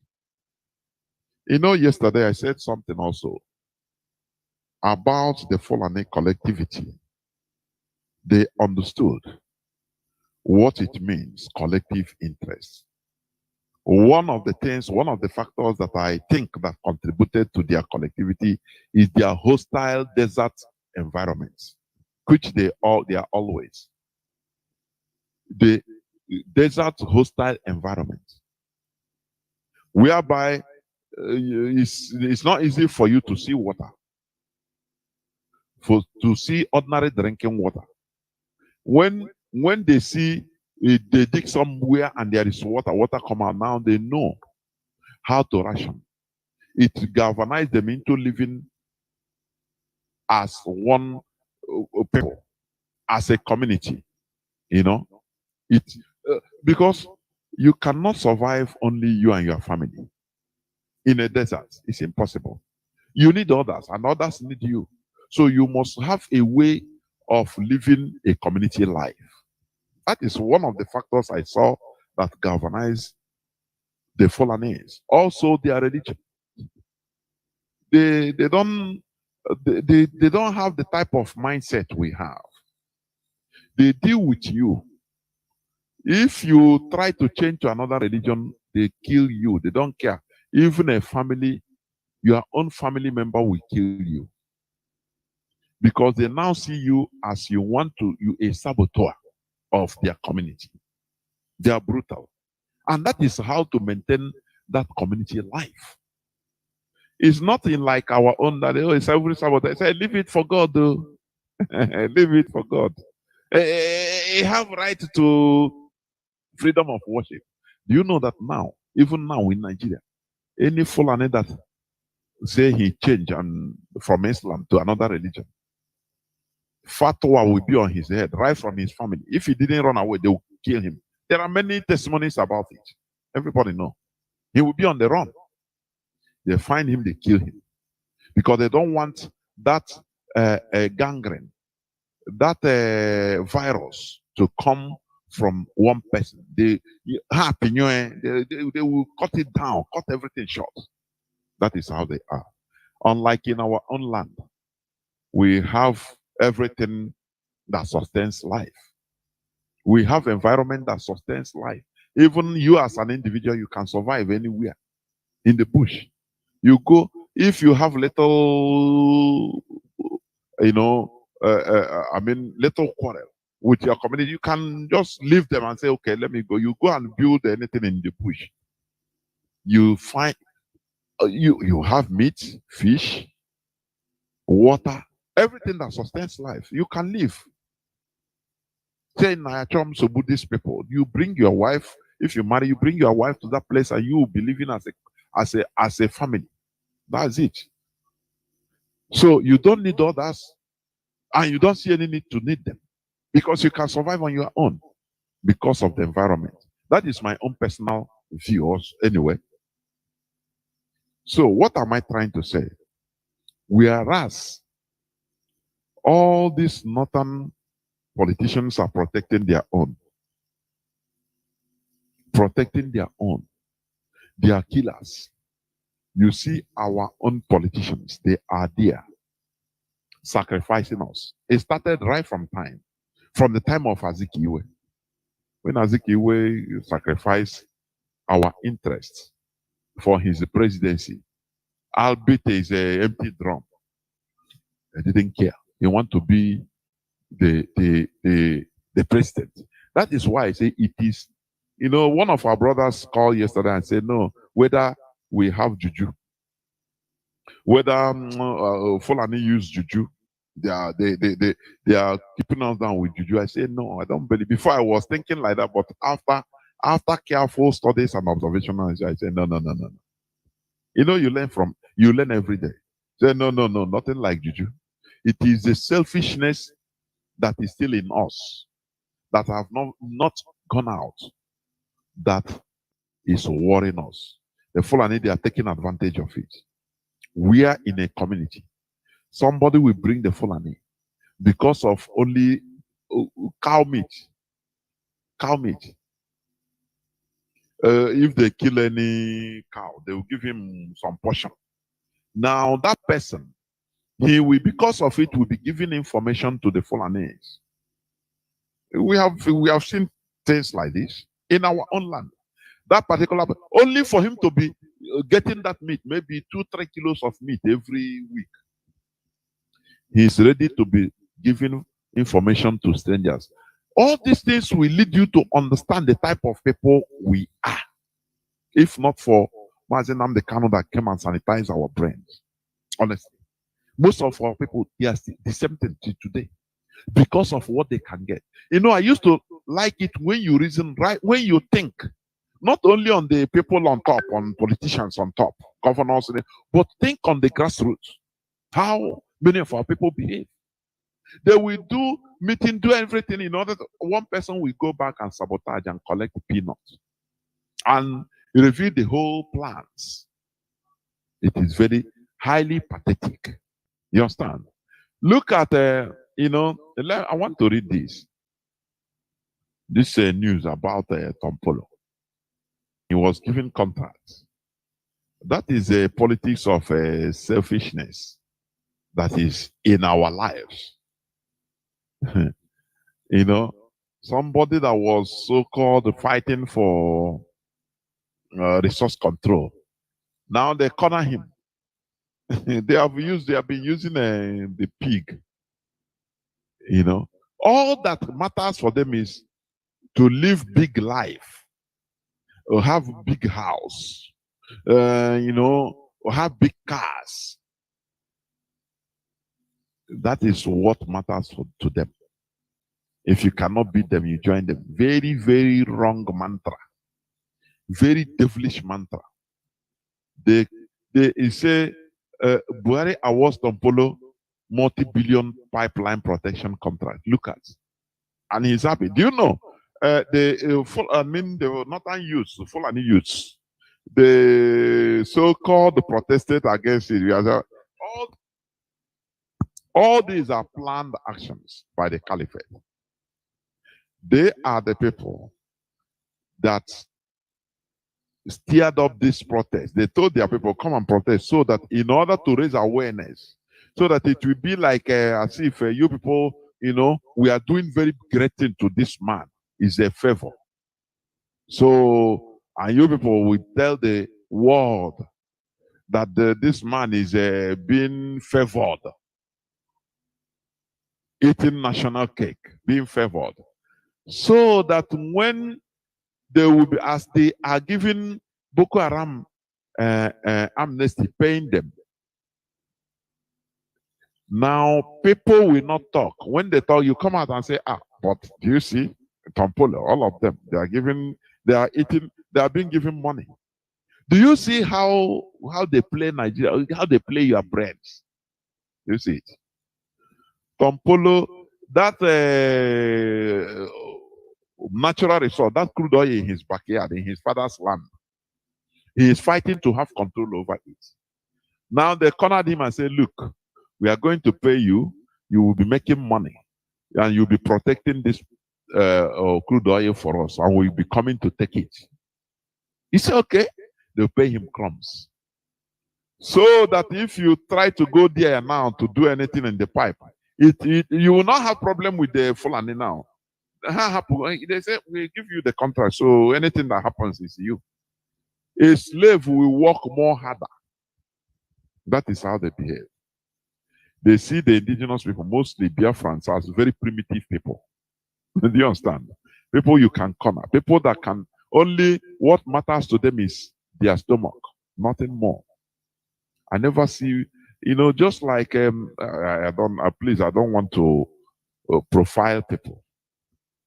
Our people, many of our people are primitive in thinking. Still, that old time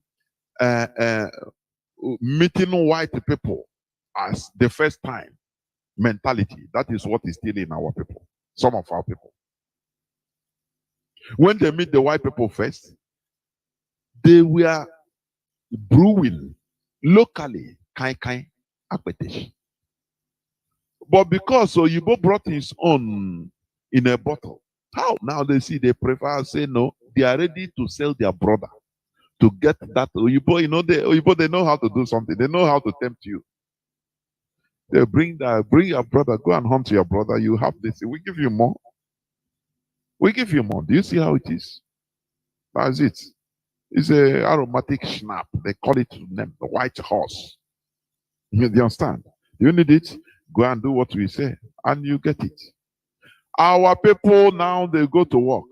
They know how to deal with themselves. When it comes to dealing with ourselves, we become tigers.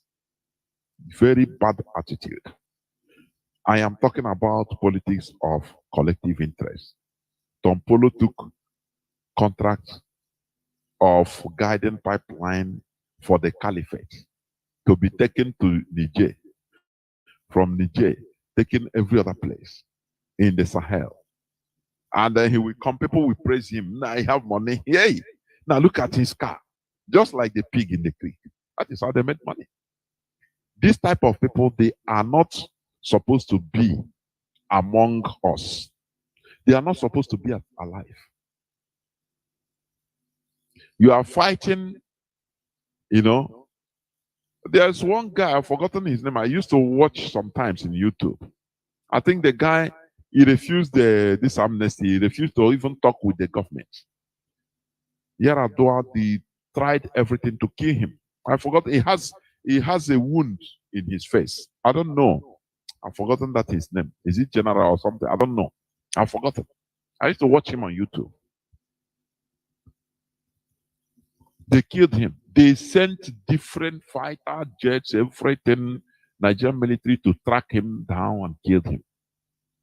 He died a person of dignity. But all these people, they are there. Oh, they have contracts with they forgot what they were fighting for at the beginning. They forgot why people laid their lives. There were many people that died. What on what cost? To serve as a pipeline contractor. You protect pipeline, just like Owazike.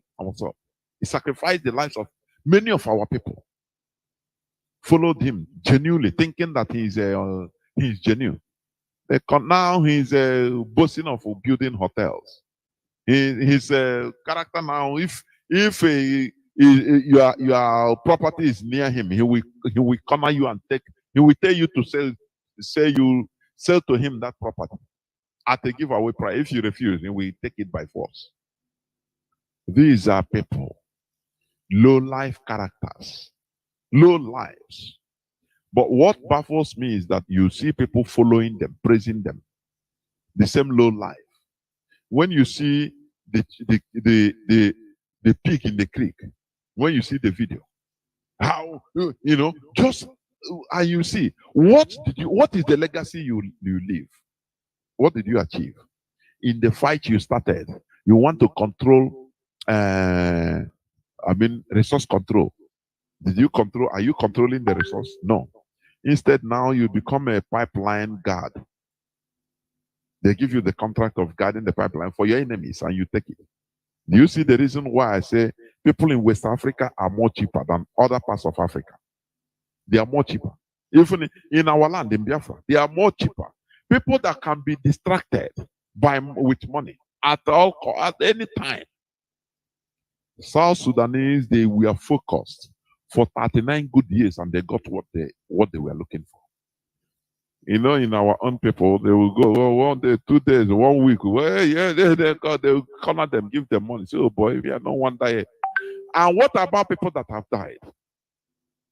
This is the selfish, politics of selfishness that is common in our land.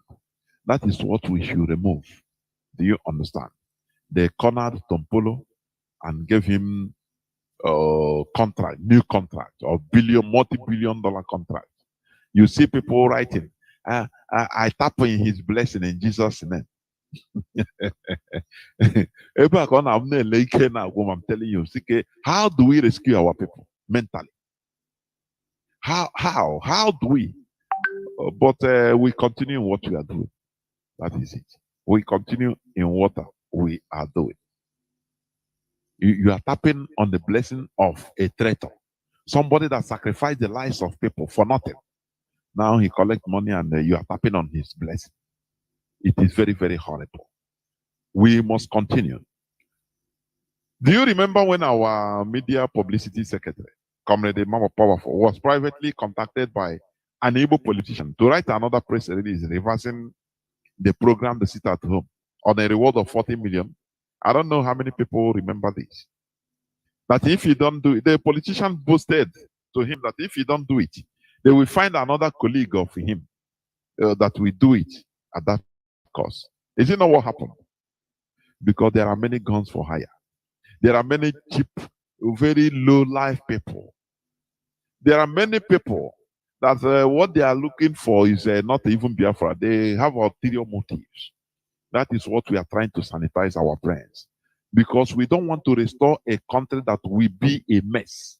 Instead, we continue quagmiring in the zoo. Also, how to serve, become more slave.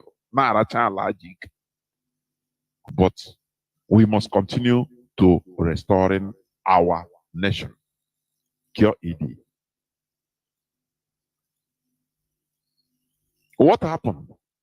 When they promised 40 million to Powerful, he refused. He said, no, I'm not a policy maker. I'm just I write what the leadership told me to write, finish. So they say, okay, we will find another person that will do it and he will collect this more. But I want you to chop the 40 million. Say, no, that is dignity. And eventually they did. They find other people.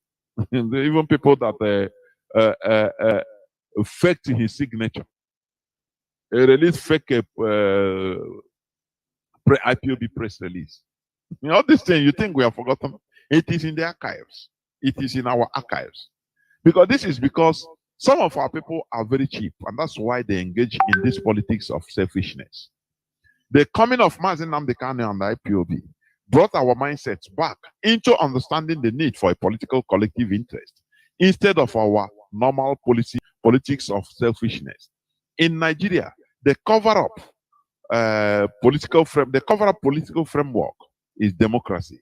But the Sokoto Caliphate smartly converted this on-paper democracy into their normal feudal system, where the ruling class and their cabals have it all, while the population, the peasants or bloody civilians that they are called in Nigeria, work hard and suffer, and should never complain or rise up to ask questions. You know, it's only in Nigeria they call bloody civilians. They call citizens bloody civilians, and they accept it.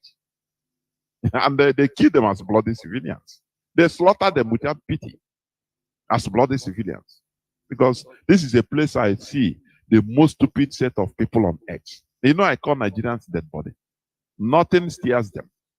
The first existence of extreme conflicting values in the contraption called Nigeria is the core reason why Nigeria should cease to exist. Our people should understand that politics of our collectivity is primary, is primordial, and vital to our collective survival. You know, during the Biafra War, we fought for survival. You understand? For existence in this planet Earth. That is what we fought. And that is what we are fighting. We are still fighting for survival. Because that is why the Fulani Ogu, we are not trying to take what belongs to anybody. What we are doing, we are trying to recover what belongs to us that they have taken away. That is why we must succeed. And we are succeeding. You understand what I mean? We must succeed. We must succeed. Victory is ours. It should surpass our selfish interest. That is our collective interest. We are diminishing gradually in every aspect of nationhood or nationhood scenario due to this politics of selfish and individual interests instead of collective interests. Politics is normally used for the overall interest of the citizens of a country. But Nigeria is not a country. It is just an illusion created to subjugate the indigenous people for the sole benefit of our creator, which is Britain and her caliphate house makers. We should know that our individual survival depends on our collective survival. Therefore, let's be advanced enough to understand that politics of our collective interest surpasses that of individualism. We should continue in this quest for Biafra restoration because it is the sole politics of our collective survival. And that is the reality. We should never stop what we are doing. You know, I used to say we don't have any back to go to. That is the reality. We don't have any back to go to. So don't even think about, say, don't go back. We are not going back because we don't have any back to go to. What we are doing is just fighting for survival. That is our politics of collectivity. Let us be advanced. You understand? Advanced enough, mentally advanced enough, in order to understand that our personal survival depends on our collective survival. People should understand this. That is why our leader initiated this struggle. He started this and he's still suffering for it. Because he knows that our personal individual survival, it depends on our collective survival. When you join strangers to kill your people, when they demonize our people, they will not remove you. When they call Igbos, you are among, whether you like it or not. You will not say no. They will not say because he helped us. His father, Okpa Biaseka, they are not part of Igbo because they helped us during the war. No. Any marginalization, once they see your name, it doesn't matter. You ask a Mode, I mean, you answer a Mode, you answer any other name. It's Igbo name. They will tag you. They profile you. That is what people should understand. Therefore, let us take this collective interest, our politics of collectivity, as number one, primordial, because it is primary to our survival. This is where I'm going to stop. I will go into a few minutes break so that when I come back, I will open my line so that people will start calling. Please don't go away.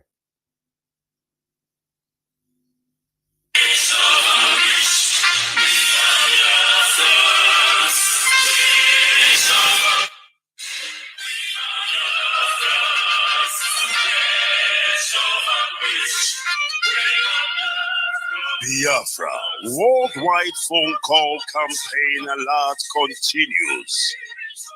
BBC, a propaganda machine and racist media set up by the Great Britain to oppress the oppressed people of Biafra. BBC, your media war propaganda of 1967 that led to the genocide of over 3.5 million Biafrans, men, women, and children, did not stop us. Do you know why? Because we are the sons and daughters of the great lion from the tribe of Biafra. Our minds are made up. Your shenanigans, antics, and fake gutter media will not stop us either. We must and shall restore Biafra. Biafra worldwide phone call campaign alert continue. Now pay close attention. Be polite when you call BBC and use the following prompt when you call. Hello, my name is. You tell them your name. I am calling to ask about BBC policy of propaganda against the victims of genocide. Since you are obsessed with telling lies about Biafrans, here are 5 more questions to consider. Now, this is the question to ask BBC.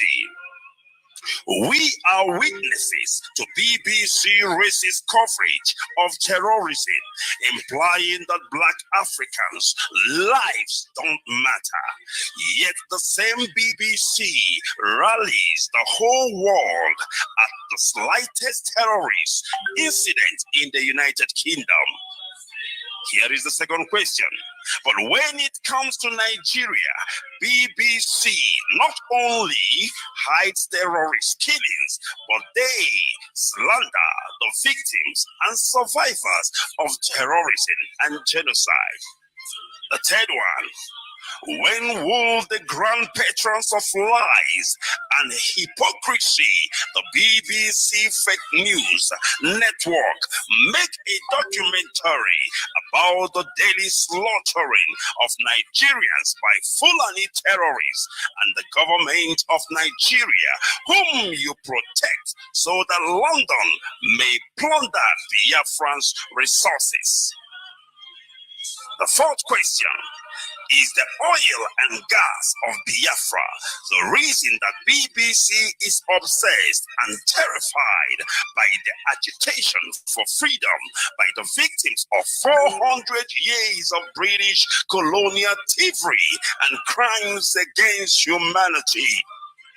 And the fifth one, we call on the good people of the world to ask BBC and UK government why it aids and abates the genocide in Nigeria by spreading lies, propaganda, and disinformation against Biafran freedom fighters. BBC, we know that you are United Kingdom government agents of imperialism with no modicum of shame. Take down your wicked, fake documentary against the victims of genocide and stop your sadistic meddling in the lives of Black Africans. Welcome back. This is Radio Biafra Hausa service coming to you through Radio Biafra London. We should not forget that we have to continue this media confrontation with BBC. I saw their latest documentary, BBC documentary on calls. X, the IX? What do you call them? I saw that documentary, and I say, look, the BBC, the whole documentary they made, even with the documentary of the Fulani terrorists, they had time, had patience in order to sit down with the terrorists and talk, so that they talk face to face. In this this secret occult that we are destroying lives, they mustered themselves courage in order to meet the people. You understand? But when it comes to Biafra, they don't have the courage to meet Biafra leader, this IPOB leadership. They gave IPOB leadership, they sent email giving them 10 days to reply or to book an appointment for their distant interview. But before 48 hours, they have concluded they didn't wait. Why the leadership, IPOB leadership, is trying to gather so that they will invite BBC and talk to them. Under 2 days, the BBC have concluded everything. Instead, they went and started talking to renegades like Uchemofo and George. Go so low to George Onibe to get information, and they went with it. But they used to have patience. It took 11 months to 1 year for them to make contacts with a terrorist to sit down, and they had that patience. Now, it tells you all you need to know, that they are jittery about Biafra. They are directly against what we are doing, because they believe that we will change their politics of, domination and stealing, which they have in our land. It will never deter us. We must continue. No tyranny lasts forever. Empires rise and fall. That is it. Our lines are now open. Our direct line is +1 213 328 6224. I repeat, +1 213 328 6224. Our WhatsApp and Signal line is +61 405 142 547. I repeat, +61 405 142 547. I have callers lining up. Caller on, let me see. Caller on WhatsApp and Signal, who is the first? Okay, caller on WhatsApp is the first caller. Can you hear me? Caller on WhatsApp. Yeah. Welcome to the program. Good evening, MAZI. Jonathan, my name is Simon and we're calling from America, Pen, which could bless every IPOB family member all over the world. Anywhere you are residing, no matter your time zone, Bokike, protect our able leader MAZI Nandikano, wherever he may be, guide him, give him courage. May all the whole evil plan the enemy are planning against them, may it be revealed. Bokike, protect and guide him. May they not put anything that will hurt his system or his life time to come. He'll be back soon. Nothing will happen to him. And at last, victory will be ours. This thing we say we should ask. We are the generation, we never ask anything. I never ask anything to Kukike Abiyama. Deny it. And this Biafra, we are the generation the choosing generation that will restore this Biafra, the hope of mankind. Okikewu, lead you, Onisimas in Nandekano. The mantle of the leadership given to you, you must deliver it when the due time reach. In the mighty name of Chukwukabiam, I pray. You say, well, Maz, let me go straight to the point. Like your topic today, have thought it, but you know, these our enemies and the invaders and the history of mankind, even the colonials, they always single one person out to destroy. But in this our generation, you know what they are seeing in IPOB, they don't believe it. None of them believe that in this generation of Igbo man, these days, young vibrant guys will reject some of the things they have offered some of people I know around us.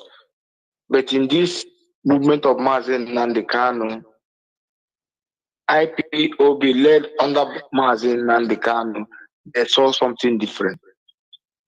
Some of them they do say it. So they know what is going on. You are talking about BBC looking for who to talk to or what our enemies are doing. Some of you, Ima Ahama, this is my surname, demand the meaning. Ada Ayatanugwo. Ada Ayatanugwo. So I was a child, my granddad explained this name to me. We should not mind what our enemy are talking about us, because if we start listening to them, we will move forward.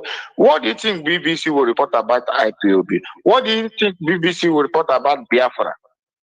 The name, they did everything they did to suppress, to BBC and British government, what the atrocity they commit in Biafra will keep on tormenting them till the rest of their life. But do you know one thing? Is God not wonderful? Did you know in BBC headquarters, in the name of the ancient cities, kingdoms, empires in the world, Biafra is there.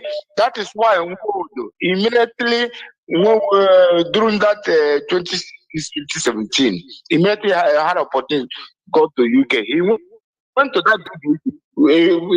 He was there. Somebody in picture where he was taking the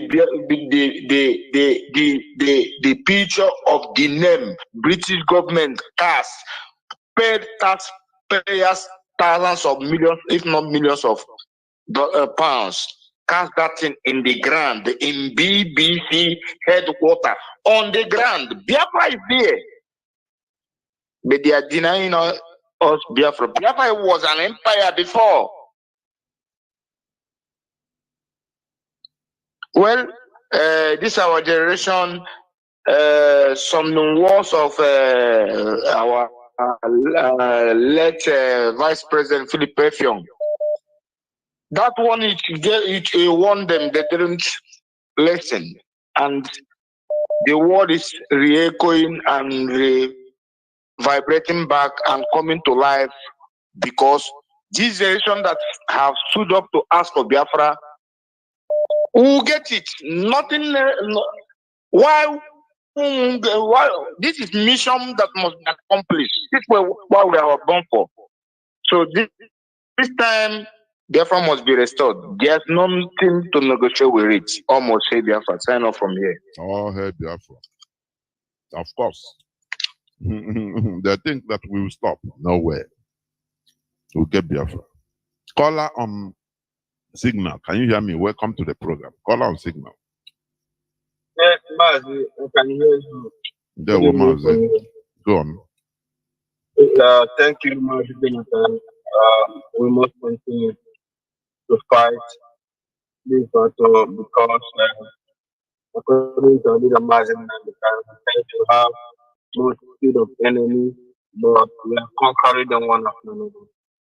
And the stage we are now, We are almost getting there, and every eye can see. If you have the spiritual eyes, you can see that Biafra is getting back. Thank you, my beloved brother, for your steadfastness, your good job.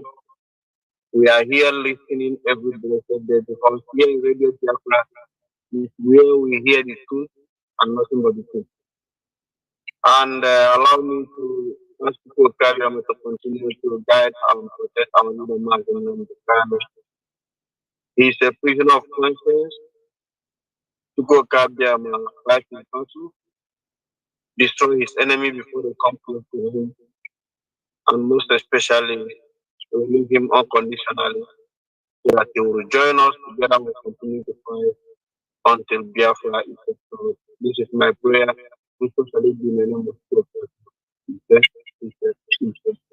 Mas Jonathan, what I want to let our people know this evening, before I proceed, please allow me follow the advice. My name is MAZI. I'm calling from Austria. And by the special grace of God, I am the IPOB of traditional prayer. So, my brother, we must continue to do what we are doing. It doesn't matter what people are doing, whatever their prosperity is. We have come to restore Biafra. No, we have no back up because life of the people has died. 3.5 million children died from 1967 to 70. Both adults and when you bring them together, is over 5 million. Since 1914 till today, Biafra has been dying in the name of that geological country called Nigeria. And we have worked up have come once again through the help of people of Kadema and wake our spirit up once again that we must save this country because this is our only hope. We have no other hope except Biafra because we are in the midst of people. They put their nails on our neck that we cannot be able to breathe. Anything we do in that geological country is dead.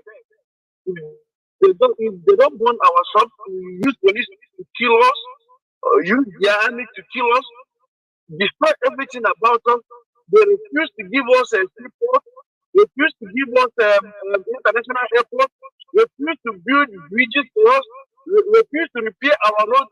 Everything about us in Nigeria is we are suffering. And how long can we keep on moving in this direction? This is why our leader Mazi said, this cannot continue. And all of us are by this idea.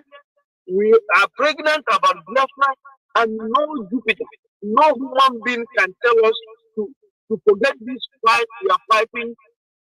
They have not won that person. Are they going to match up with those young men and women that sacrifice their life for this Biafra? It is impossible. So whether the devil likes it or not, whether British government likes it or not, whether the BBC, their conspiracy and their lies about Biafra, they cannot stop us. Because even as we are pursuing this Biafra, we are also putting it to our children. When we are going to protest, we carry our children along. They know what is happening.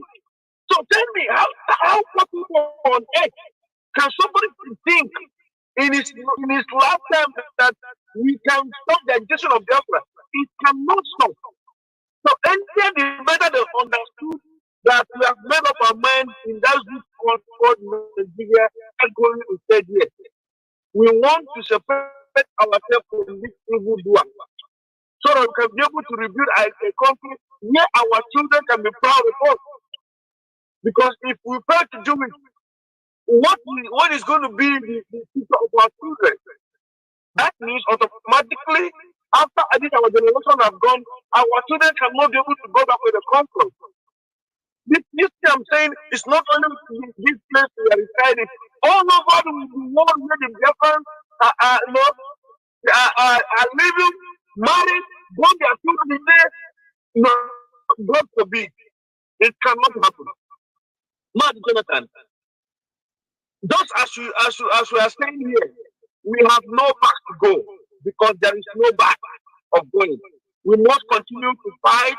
We must continue keep on fighting with our leader Martin Nandekano, and our priority is unconditional release of our leader Martin Nandekano. Any other thing they're telling us, we can't listen to them until they release our leader Martin Nandekano and give us a date for referendum.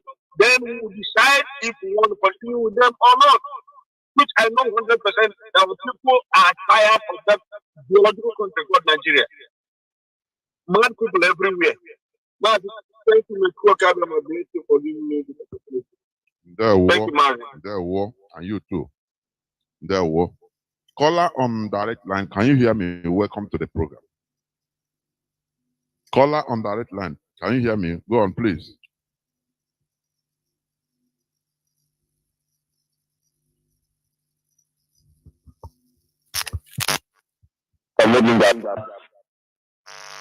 My goodness me. Caller on direct line, please, you can call back. Caller on WhatsApp, welcome to the program. Can you hear me? Yes, Mas, good evening. Yes, good evening, great Biafras all over the world. My name is Mazin Kwachmezia Wisdom. I'm from Ohajima in Imo Province, Biafra land, and I'm calling from my location this night. Mazi, I want to really appreciate you for this politics you're teaching us this time. I pray that okay, we preserve and keep on protecting you and all the radio presenters and our great leader Mazi Nandekano, that he will come out victoriously. Mazi, what I want to say this night, like our people in greedy is the problem we have. Like our brother Tom Polo that's supposed to stand with his people and fight for his people to be free, so that resources control, they can control it by themselves. But right now, we have go and collected money to guide, to become a gate man. His father build a house. I want to do this electric illustration. Dear friends, listen. Your father built a house. After building that house, a tenant came and chase you out of the gate for you to become a gate man of the house your father built. That is what our people are doing.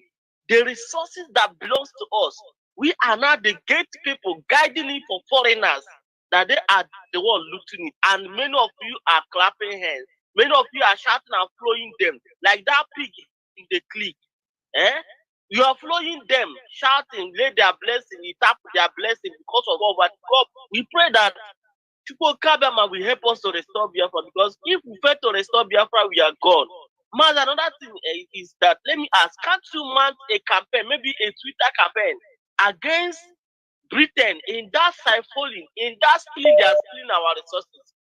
Is it not possible we mount a Twitter campaign against them? That a country from far away, we come to another country and siphon their resources. They will steal it, not they will pay. They will just steal it and go to their own country and use it and develop their country. Is it not good we mount a Twitter campaign against these resources Britain are stealing from our land, that make them know to talk about extraordinary relation of Mazi Nandekano to Nigeria? Even though the UN have came and give Nigeria order ultimatum release Mazi Nandekano, today Britain have never said anything. They never come out. They never order, because their puppet in Nigeria are waiting for their master to tell them to release Mazi Nandekano before they do so. This is what they are waiting. Is it not better we mount a Twitter campaign?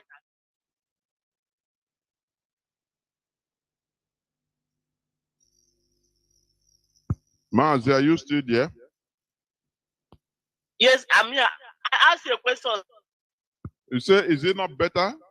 Come, repeat, please. We mount a, yes. Is it not better we mount a Twitter campaign against Britain, against our oil they are stealing from us? We mount a Twitter campaign telling the world how they are stealing from Biafra. That is the reason why they don't want to talk about the other rendition of Mazi Nandekano from Kenya to Nigeria. There is no limit to what we should do. We have been campaigning. We urge people also to continue in what we have been shouting here. We have been campaigning. Britain, they know this is not a new thing. So you can as well continue tweeting about it. It's not something, this is an old game we know, and they know we have been talking about it, and we will continue. So it's not something that a new order will be given or this and that. No, this is something continuity. That is what we are doing, and that will, what we should continue. Continuity is part of Okay. it. Okay. Okay. So what I want to urge Biafra this night, please. Our media people should, prepare a media. It's not a command, but I'm just trying. They should, map out a media.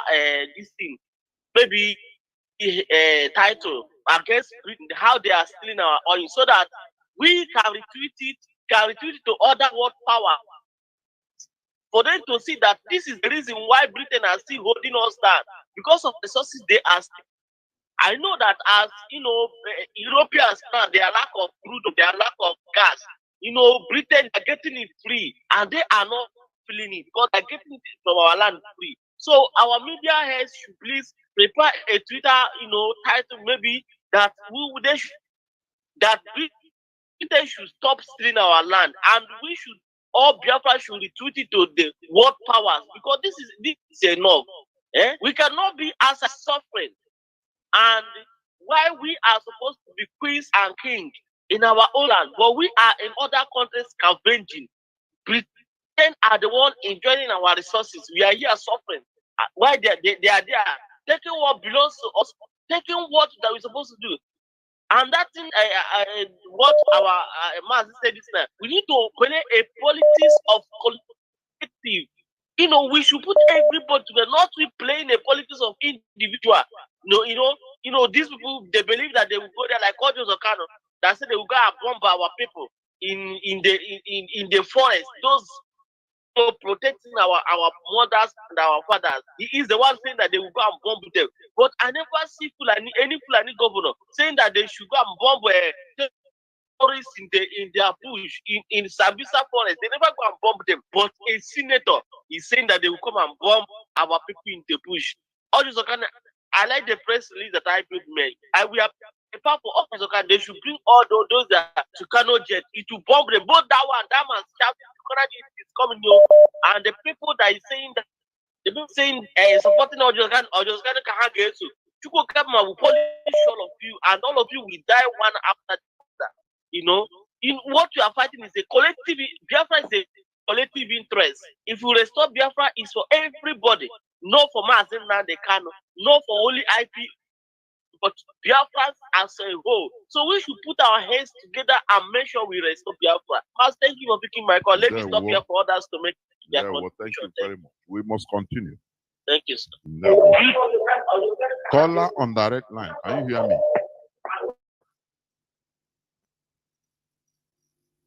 I picked a caller. I don't know. Was off.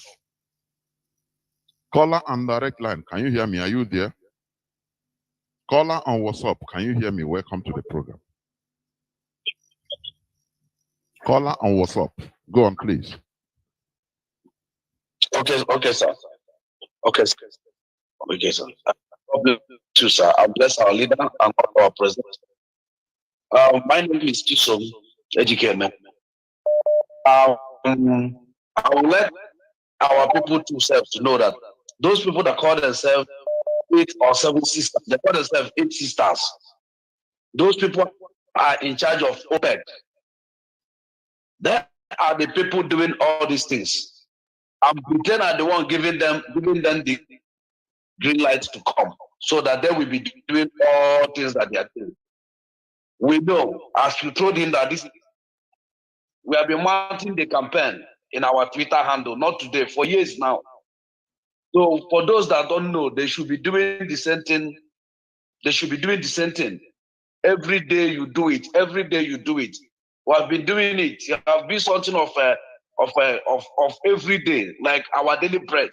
We do it every day. So that one is one. Two again, the resources control that our people are talking about. The resources control that our people are talking about is because of this resources control they go to war. They killed our people. And today they are still talking about this resource control, restructuring. We have told them that we have passed the Rubicon. We don't need, all we need is total freedom of Biafra. We don't want anything with them. Let every person be on his own. Marriage is not by force. There is a place for divorce. If you don't want, there is a place for divorce. Peaceful divorce, you go on your own. That is what we are asking. And that divorce is this referendum for us to go on our own, so that we should go and do what we know how to do best. Let them go and do what they know how to do best. Our people are sleeping. They are not seeing this thing coming. They are calling IPOB charlatans, call us a lot of names, not our leader. Today, all those things have been manifested. All those things have been manifested. They turned the riot, they turned the protest in Aba to riot. Whatever we do, they turn it. And once they turn it, our people will be buying it. Why are we buying it? Why can't we be doing the finding? Those people that give birth to people that give birth to us, they are still alive. They know what happened in that Aba protest, 1929. They know what happened. They know what happened about the widow. They went to ask, even the animal will pay tax, the woman will pay tax, and the woman now tell them, your mother and your women in your place, are they paying tax? I want our people to know the warrant chief has not yet go. Our politicians are the warrant chief. They only change their name. They are still the warrant chief that they're imposing in us to squeeze the little water in us out. If Nigerian is one, how will they kill a 14 youth in Imo State? People in Lagos will not protest. But they kill George Floyd in America. People in Abuja and Lagos protest. Is it not something of irony? Is this the kind of country they want us to be together? They kill my own brother and you did not protest. They kill somebody almost how many thousand miles away and you are protesting. I cannot be with them. Thank you, sir. I will never be with them. God forbid. Better we commit suicide and go. And we know we are not existing than to say to be with these people. God bless you, Mazi. God bless you, sir. There were.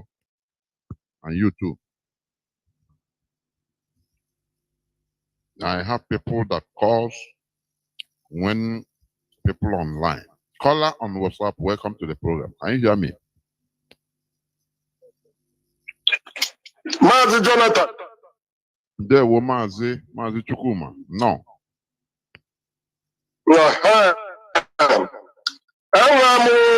Information that I want to give out.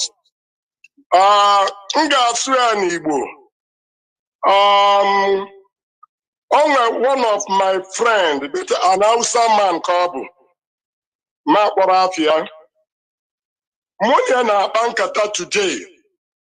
Mwazia na mbu na asina nwele ebe nwele mmanu n'ugwu Hausa. Sebenand is a surprise. Obuna Niger ka nwese mmanu. Anamuma na Niger the poor of a very kilo refinery. Namuchoka ogbamu ife meni. Owasimoke. Ozina number 1 na Kenji Dam. Then Niger State, Ebenwele, this hydro dam. Now that dam go nyane nyoku to Niger. And in Niger ne nyoku every day. Nokuba ne no di atabianya. Simu and napadia kugo. Na another one. Bono pipe umanu keleli from Kaduna refinery to Niger. Now what a discovered idea. So I was shocked. You see, but we cannot, no crude oil can me to that place. No, those are a process here. You see, so on the band. Anyị sị na anyị maara ife, anyị amaara ife. Onye nyere ego, anyị akwụbara ya aka. Unu abụghị unu na-ezuzu kịta, anyị na-ezuzukwa o. A na-akwụrụ Peter Obi aka, unu na-akwụrụ ya aka, na onye abụ. How many million to the voters card annually? Or the how many? And in Anabia Fekeli Silani Kelly. So the main Kubu, Kaisolapanin on one because of Poyana song the Kachuna Yanaka. Now even to Kambande Bani Tata. Nandia in a fan America, I Charapa Marita, Farmatila, Anita, Ika de Romunchi, Ibo, Kunyani, Unafugo, na Zoo Radio Kita, even in a change go. Onya Bana Basemba, Mbubu, you put up and I sing no speech. Now, permanently allow anybody can say whatever he want to say. Dikoni, can you put Nibai Chogodubu Kaima Mayana? Now, you, Bobnaya Noro, or hey Biafra. Almost a head Biafra. There were. This is something that has been going on. They have been milking our crude oil, storing it in Kaduna, from there distributing it. And they'll tell you they found the crude oil in Zamfara, in Borno. All these are lies. You know, the worst part of it is, let me pick this call. Our people, many of our people are buyable. That is the irony there. Many of our politicians, our political elite, they know all these things. They cannot talk because they are bribed. They are part of the main problem. They cannot do anything. They feel that they are powerless. But they don't know that when they liaise with their people, they become powerful. That is the reality. Nigeria tied us like, I don't know. Nigeria held us hostage. And the Fulani. The oil in our land, do you know that they are using the proceeds of our crude oil, sponsoring Islamic movements everywhere, even in Palestine? Do you know that? You know, people don't know. Some people don't know. But that is the reality. They prefer for every Nigerian indigenous population to die of hunger. And they support their cause. Because they are sowing seed. They are using our crude oil to fight us. They are sowing seed. So that whenever there is call, they will call their other people they are sponsoring, say, they are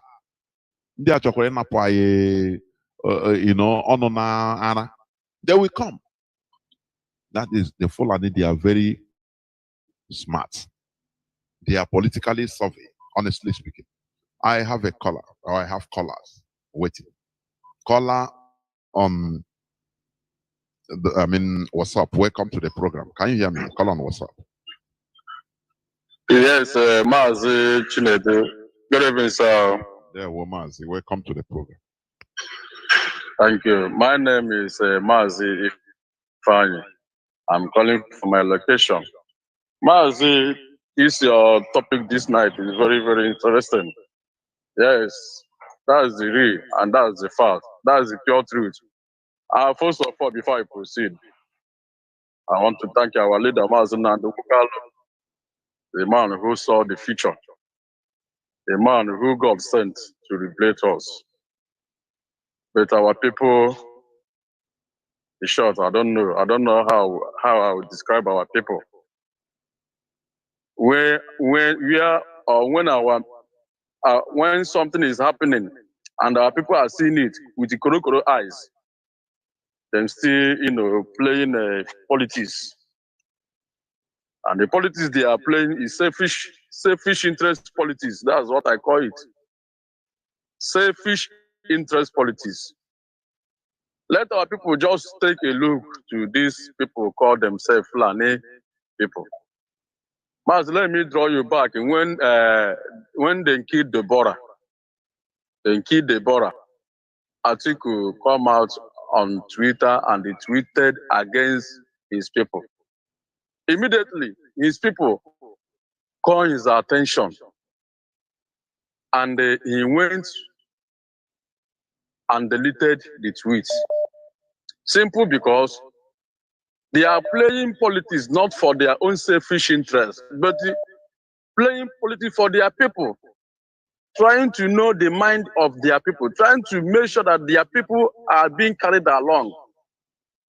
But if you come to our people, Southeast people, our so-called politicians, all of them are playing the politics of selfish interest, only for their own. In fact, sometimes if I start thinking, if I start thinking why did God make us and put us in this punishment, I shed tears. But I thank God for our leader, Mazi Nnamdi Kanu. I always got our leader. If it's not, maybe without our leader, by this time, Fulani will have taken over. In short, by now, we have started marrying each other. Fulani will start marrying our daughters and our sisters with the force and everything they have. As the IPOB is going to change the history of mankind, most especially our people. This our new coming generation of freedom fighter, led by Mazi Nnamdi Kanu, DOS and IPOB at large. We are going to change the history. It's just a matter of time. We are going to show the world how politics is supposed to be. It can never be a politics of our this finish and the so. I don't. In fact, and the most idiot people call politicians in our own time. Our politics, the politics that we are going to play when the Biafra restored. In fact, the world will look into it and marvel. Then we try to imitate us. Then we try to be like us, but they can never be. Mazi, there's no problem. We are moving forward. There's no problem. May God bless our leader and bless IPOB worldwide and bless our HODs. Mazi, may God bless you that have taken it upon yourself to lecture us everything concerning the politics and how politics is supposed to look like. Mazi, good night. I sign off from here. Remain blessed. Caller on, I'm winding down towards ending this program. Caller on Signal, welcome to the program. Can you hear me? Yeah. Yes, Dr. Jonathan, can you hear me, sir? The whole world is hearing you. Go on, please. Dr. Jonathan, Jishike, Oja as we are fighting against the kingdom of darkness. I'm telling you, Dr. Jonathan. Biafrans all over the world. Oya Topalojo. We are Biafrans, and this is our land. And we all know human race and apology to live in our land. No apology. And our leader has done everything for us. The only good thing we will do for ourselves is to appear and DOS and this platform that will be have. Every Biafran, make sure you don't depart from this particular platform. If you want to be saved, be here. Let us watch the whole world, how stupid they are. To tell we Biafrans that we have no right to live in our land. Britain must learn how to be responsible. And America must live up to their expectation. They are the number one in the whole world. Unconditional release of our leader. Complete unconditional. Let no scratch on his body. He has suffered enough to save this world.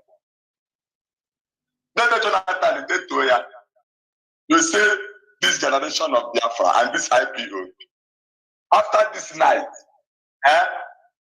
Nigeria will understand that the Dead Mechanic is from Chukwuka direct. You saw these governors, all these agents leaders that prove that they are our leaders, that cannot save we. They allow Fulani to be killing us. And they are telling us that they are our leader. Then Jonathan write it down. None of them will escape here. All of them.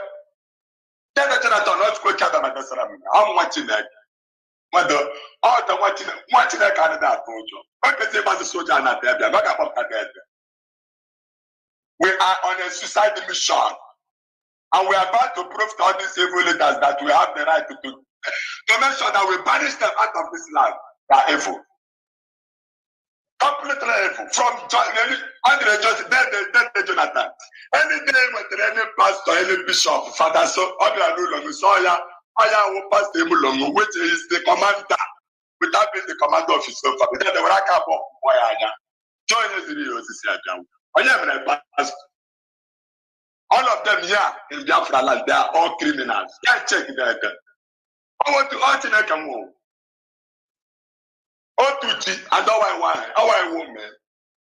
How can you have the Salamon gas? Some are killed dead and not the cannon. Porn as the Yaman your man. Check. They come back dead and not the cannon. I know them.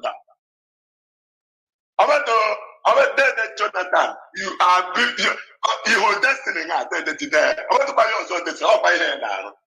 I'm telling you, Josheka, your name will never be forgotten on this planet. Jeremiah chapter 4. Ghana, Ezekiel chapter 43. Then from verse 1 to Jeremiah chapter 4. The and Jeremiah, Ezekiel chapter 4. Jeremiah chapter 4 and Ezekiel chapter 43. The return of Chukwu Kabiam and a temple. But I can't tell them not the Kagaru temple. I can fetch in a Kelly. Go to Royama. Yeah, Walaya.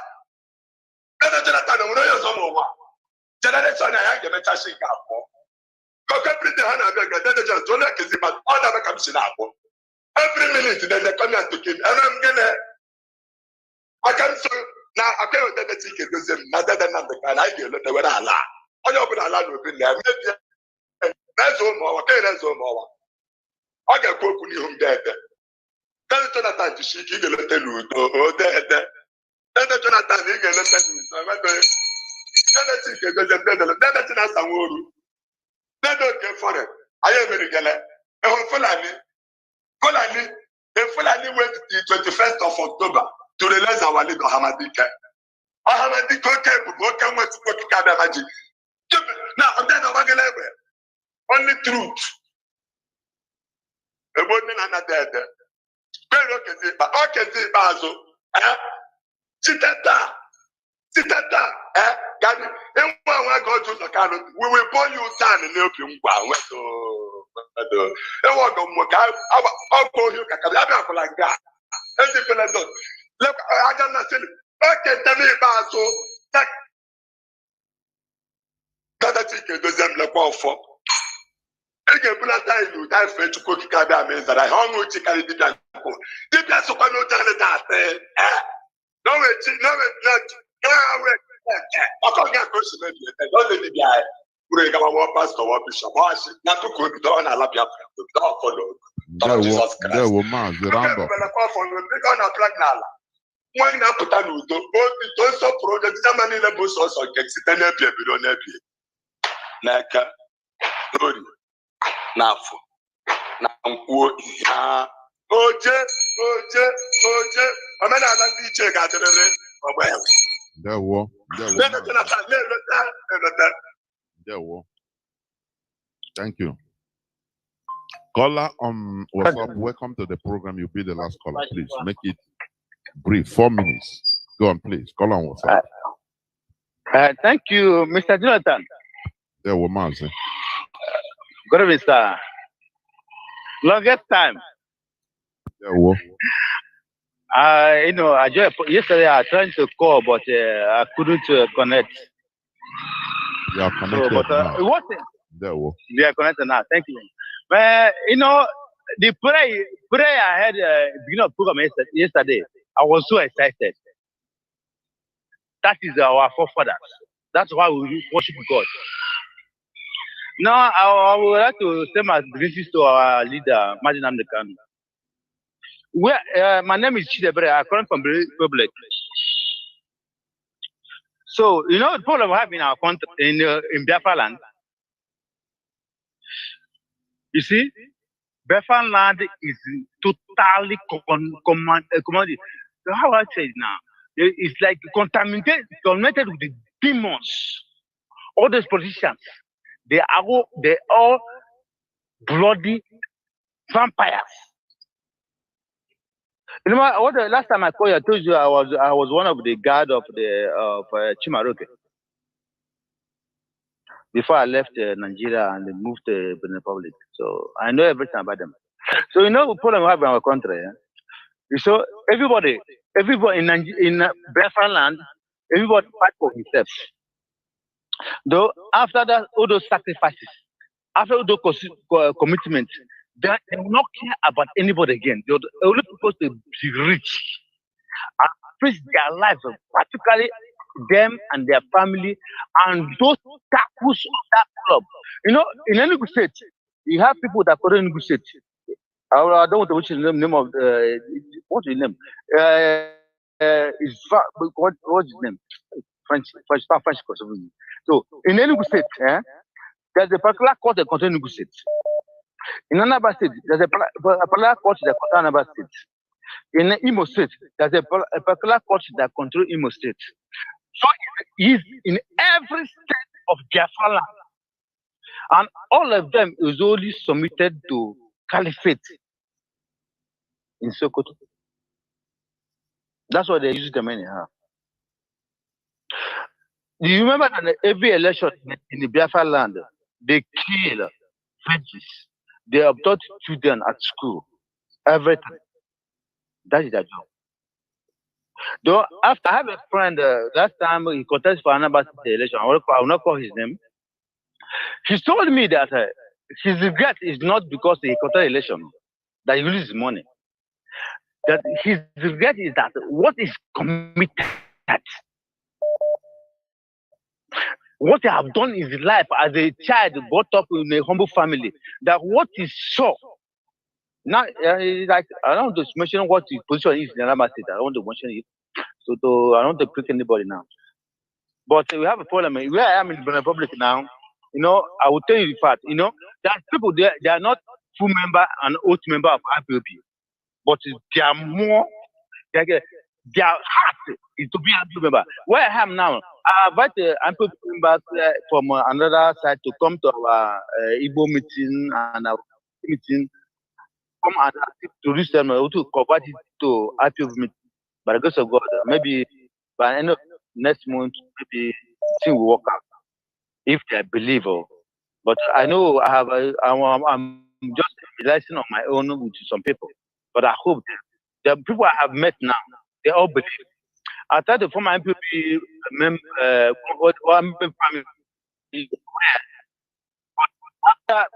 by that time, that was then when our leader was arrested. So everybody was discouraged. But now, from what is happening, from this new release from the AU, they are all courage now. So I want to change our side to every family meeting, both Igbo community, Omo, Enugu, all those things. I want to change them to all of them to be the IPOB. So I'm trying my best here. That's all they can do. But I feel so pain. I pity them. Because those who have been in the game, I know what is happening. That what I proved my life, that I'll never waste any blood. And one thing that I kept in my life that make me a successful guy now. I'm doing my business, I'm doing fine. I'm not scared. In this country now, data is not cheap, but thank God, everything's all right. Thank you, my brother. Keep it up. You make me so proud. Thank you very much. We continue. We are working towards the same goal. We are different units functioning as a body, and that is how it should be. Dear friends and lovers of freedom, this is where I'm going to switch off my phones, turn off my phones. We have had the gospel, but we continue. You know, we try to stimulate here our research capability. When we say something here, you go and make your researches. Asking questions, because when you ask questions to your research computer, it will give you, it make you understand many things that you didn't know. That is the importance of research, seeking for wisdom. We need to remove this primitive, selfish politics that has not been changed by time. You understand? It is a problem. That is what we are trying to change here. You know, before, it has not been easy to organize people, Igbos in particular, into a unit. It is not an easy task because everybody knows how to look for money. So why will he come to listen to you as long as he's not a business partner? When you are telling people of collectivity, something that will be of our collective interest, some of them don't understand it because they are not advanced, mentally advanced enough to know the importance. That is what we preach here, to sanitize the brains of us, of our people, into understanding the need for collectivity, for collective interest. That is why the Fulani, how little they are in population, but they are in control because they are functioning as a body. You know why we call a body? We give example of a body, or with a body. A body have many components, seen and unseen, internal and external. But everything is functioning according to the betterment of the whole body as a unit. The hand is there, the intestines are there, you can't see them. That is why, you know, the body, I mean, the hand cannot say intestine, you're always hidden. So why you are not doing anything? No. He's doing his job. The kidney is there, regulating, the heart is there. You don't see them. So everybody is doing something. Every unit, every organ is doing something to the success of the body as a whole. That is why we must continue what we are doing. Bring that your talent, that your gift, in order to continue. The sole aim, our focus is Biafra. Our focus, our sole focus is the restoration of Biafra. It is something that history will remember us that we did the right thing. Because in Nigeria, we have no future. In Nigeria, the ceiling is our limit, not sky. They put yoke, you know, a very big yoke on us, Ibu Diano, on us as Nigerians. That is why we are trying to remove this yoke from our body. It is our collective responsibility. Our leader is there in the DSS dungeon suffering for this sole collective interest. We should never stop, nor abandon him. You know, what baffles our enemies is that they never thought that it will be like this. Because they thought that we'll be like all others that fought for selfish interest. Look at Tompolo, they corner him and give him contract. Is it not money he wants? Okay, take money. Do the job for us, the dirty job for us. That is it. He's living well. His reward is money. No more the resource that he tries to control. Instead, he is guiding it for the oppressors, for our enemies. Do you see the difference? Therefore, we will never and should never be deterred, neither be distracted. Our focus is Biafra, not criminality. We shall never allow criminality to take over this struggle. That is why every time you see Mazchina Sanworu coming up, shouting about what is happening. If need be, call names, because he understood to guide jealously the legacy Mazi Nnamdi Kanu have put in place. You know, sometimes our leader used to come when two people need in one place. He get reports of people taking phone. He will give order direct. These people doing all these things should cease. Otherwise, we go after them. Because he knows that if this struggle is mixed up with criminality, it's finished. Say bye-bye to Biafra. That is why we are doing what we are doing with focus. Biafra is our focus. Biafra is our ideology. We have no other religion other than Biafra. Thank you for listening. And we continue in what we are doing.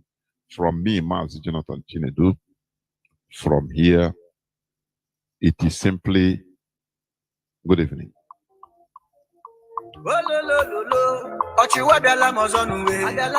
Onye kara aka onye kpọrọ akpọchi ike ye. Ọchịwa na London